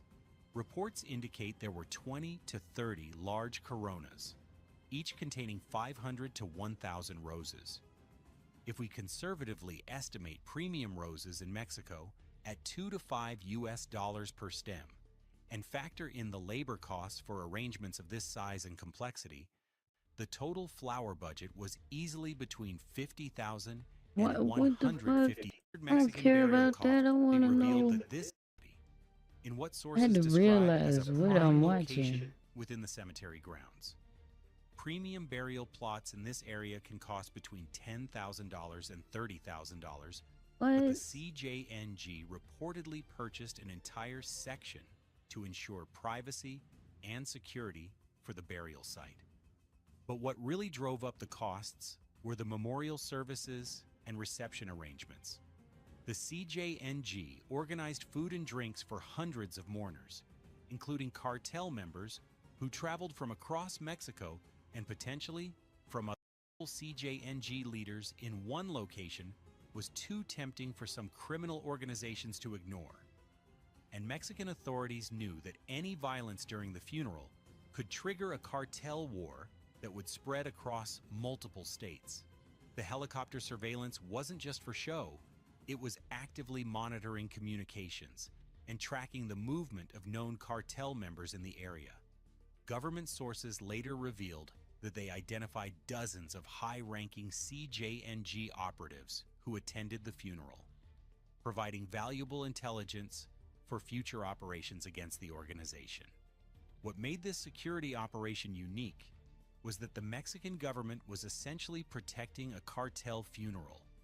They weren't there to The crazy part, the reason why they be wearing these masks is not only to hide from the government, but they have families, they have regular lives. These niggas go to the grocery store like regular people. That's it. You don't even know who you're meeting at your local grocery store in Mexico. Crazy.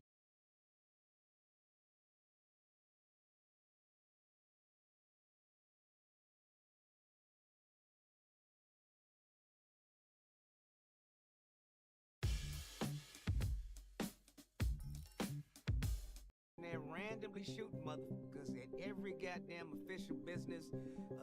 Yeah, you don't believe me? Check it out. No mames. ¿Están bien? Gente corriendo. Yeah, there was a $10 million bounty on the head of the cartel. Nobody's gonna collect that one. They don't want their name associated with collecting $10 million for that. They gonna dig you up and kill you again. No $10 million there. We'll be right back after this commercial break.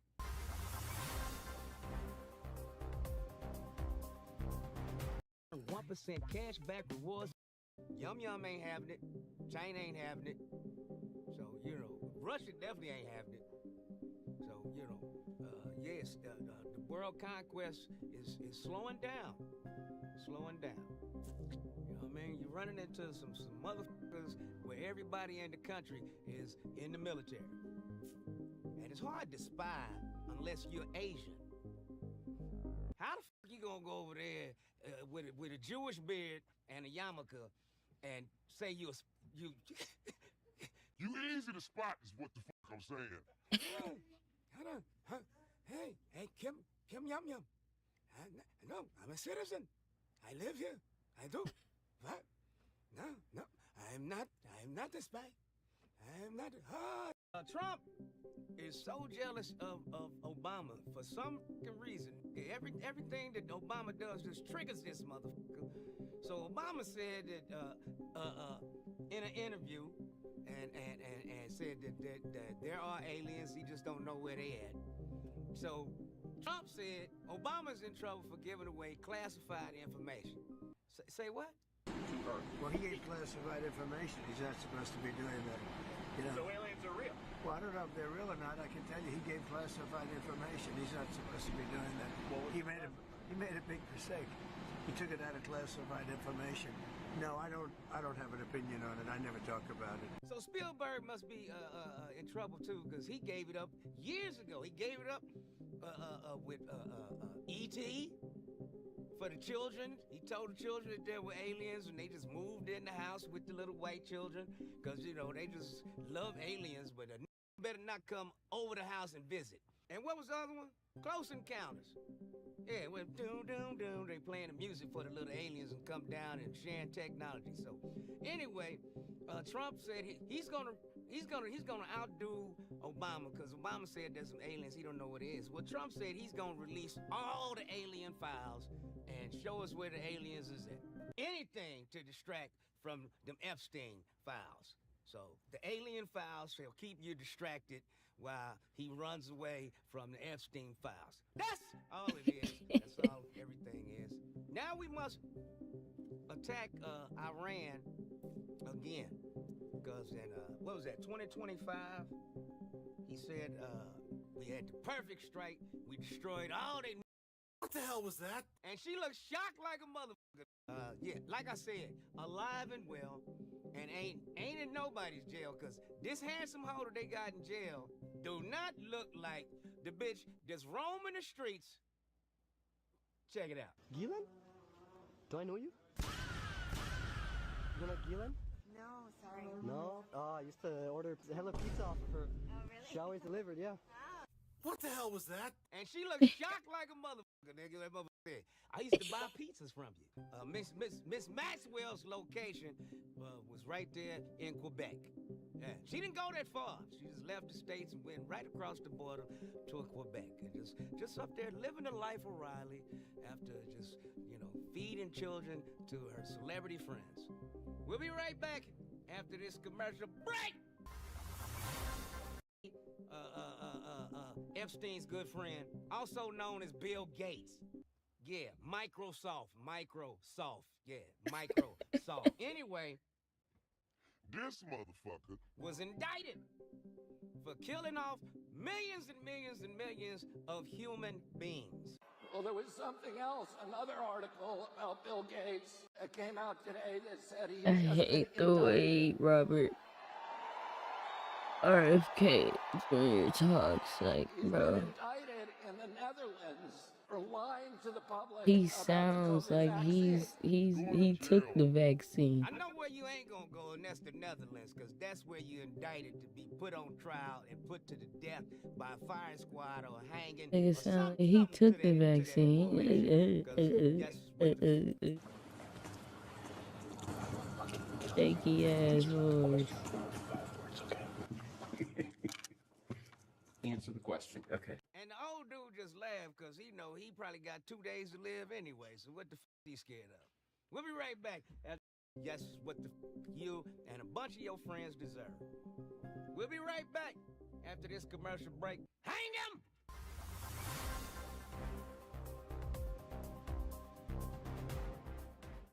Max Wexner's attorney, during his deposition, told him straight up down, I will fucking kill you. You say, give another answer with more than 5 words in it. Check it out. It was just regularly done. I'll kill you. Answer another question. 5 words, okay? Answer. He said, I will effing K word you if you answer another question. Question. Okay. And the old dude What? just laughed because he know he probably got 2 days to live anyway. So what the f he scared of? We'll be right back after this commercial break.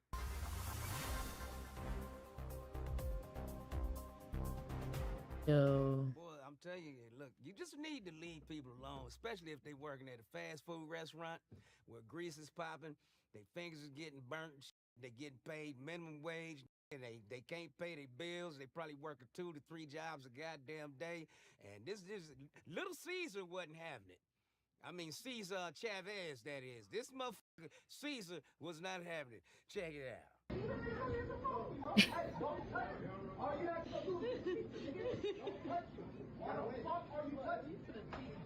Ooh. I mean, he smooth snuffed him. Soup, sleep. We'll be right back. Leave motherfuckers alone. He mentioned that Ryan Garcia won. That is! No, but Ryan Garcia won a fight. I had to do that because, my producer, he's like, okay, you mentioned that Ryan Garcia won a fight because he's a huge fan. So Ryan Garcia. But supposedly, it's a professional fight, so Floyd's record is on the line in this fight, and that means Floyd definitely needs money. Because he's going to fight Pacquiao, and then a few months later, he's going to fight Mike Tyson. I don't know what Floyd did with all that money, but you can't keep going to Dubai spending money with them sheiks. Their money is endless. Yours come every time you fight, and that's why you're fighting real often now, because you're out of money. Fucking desert.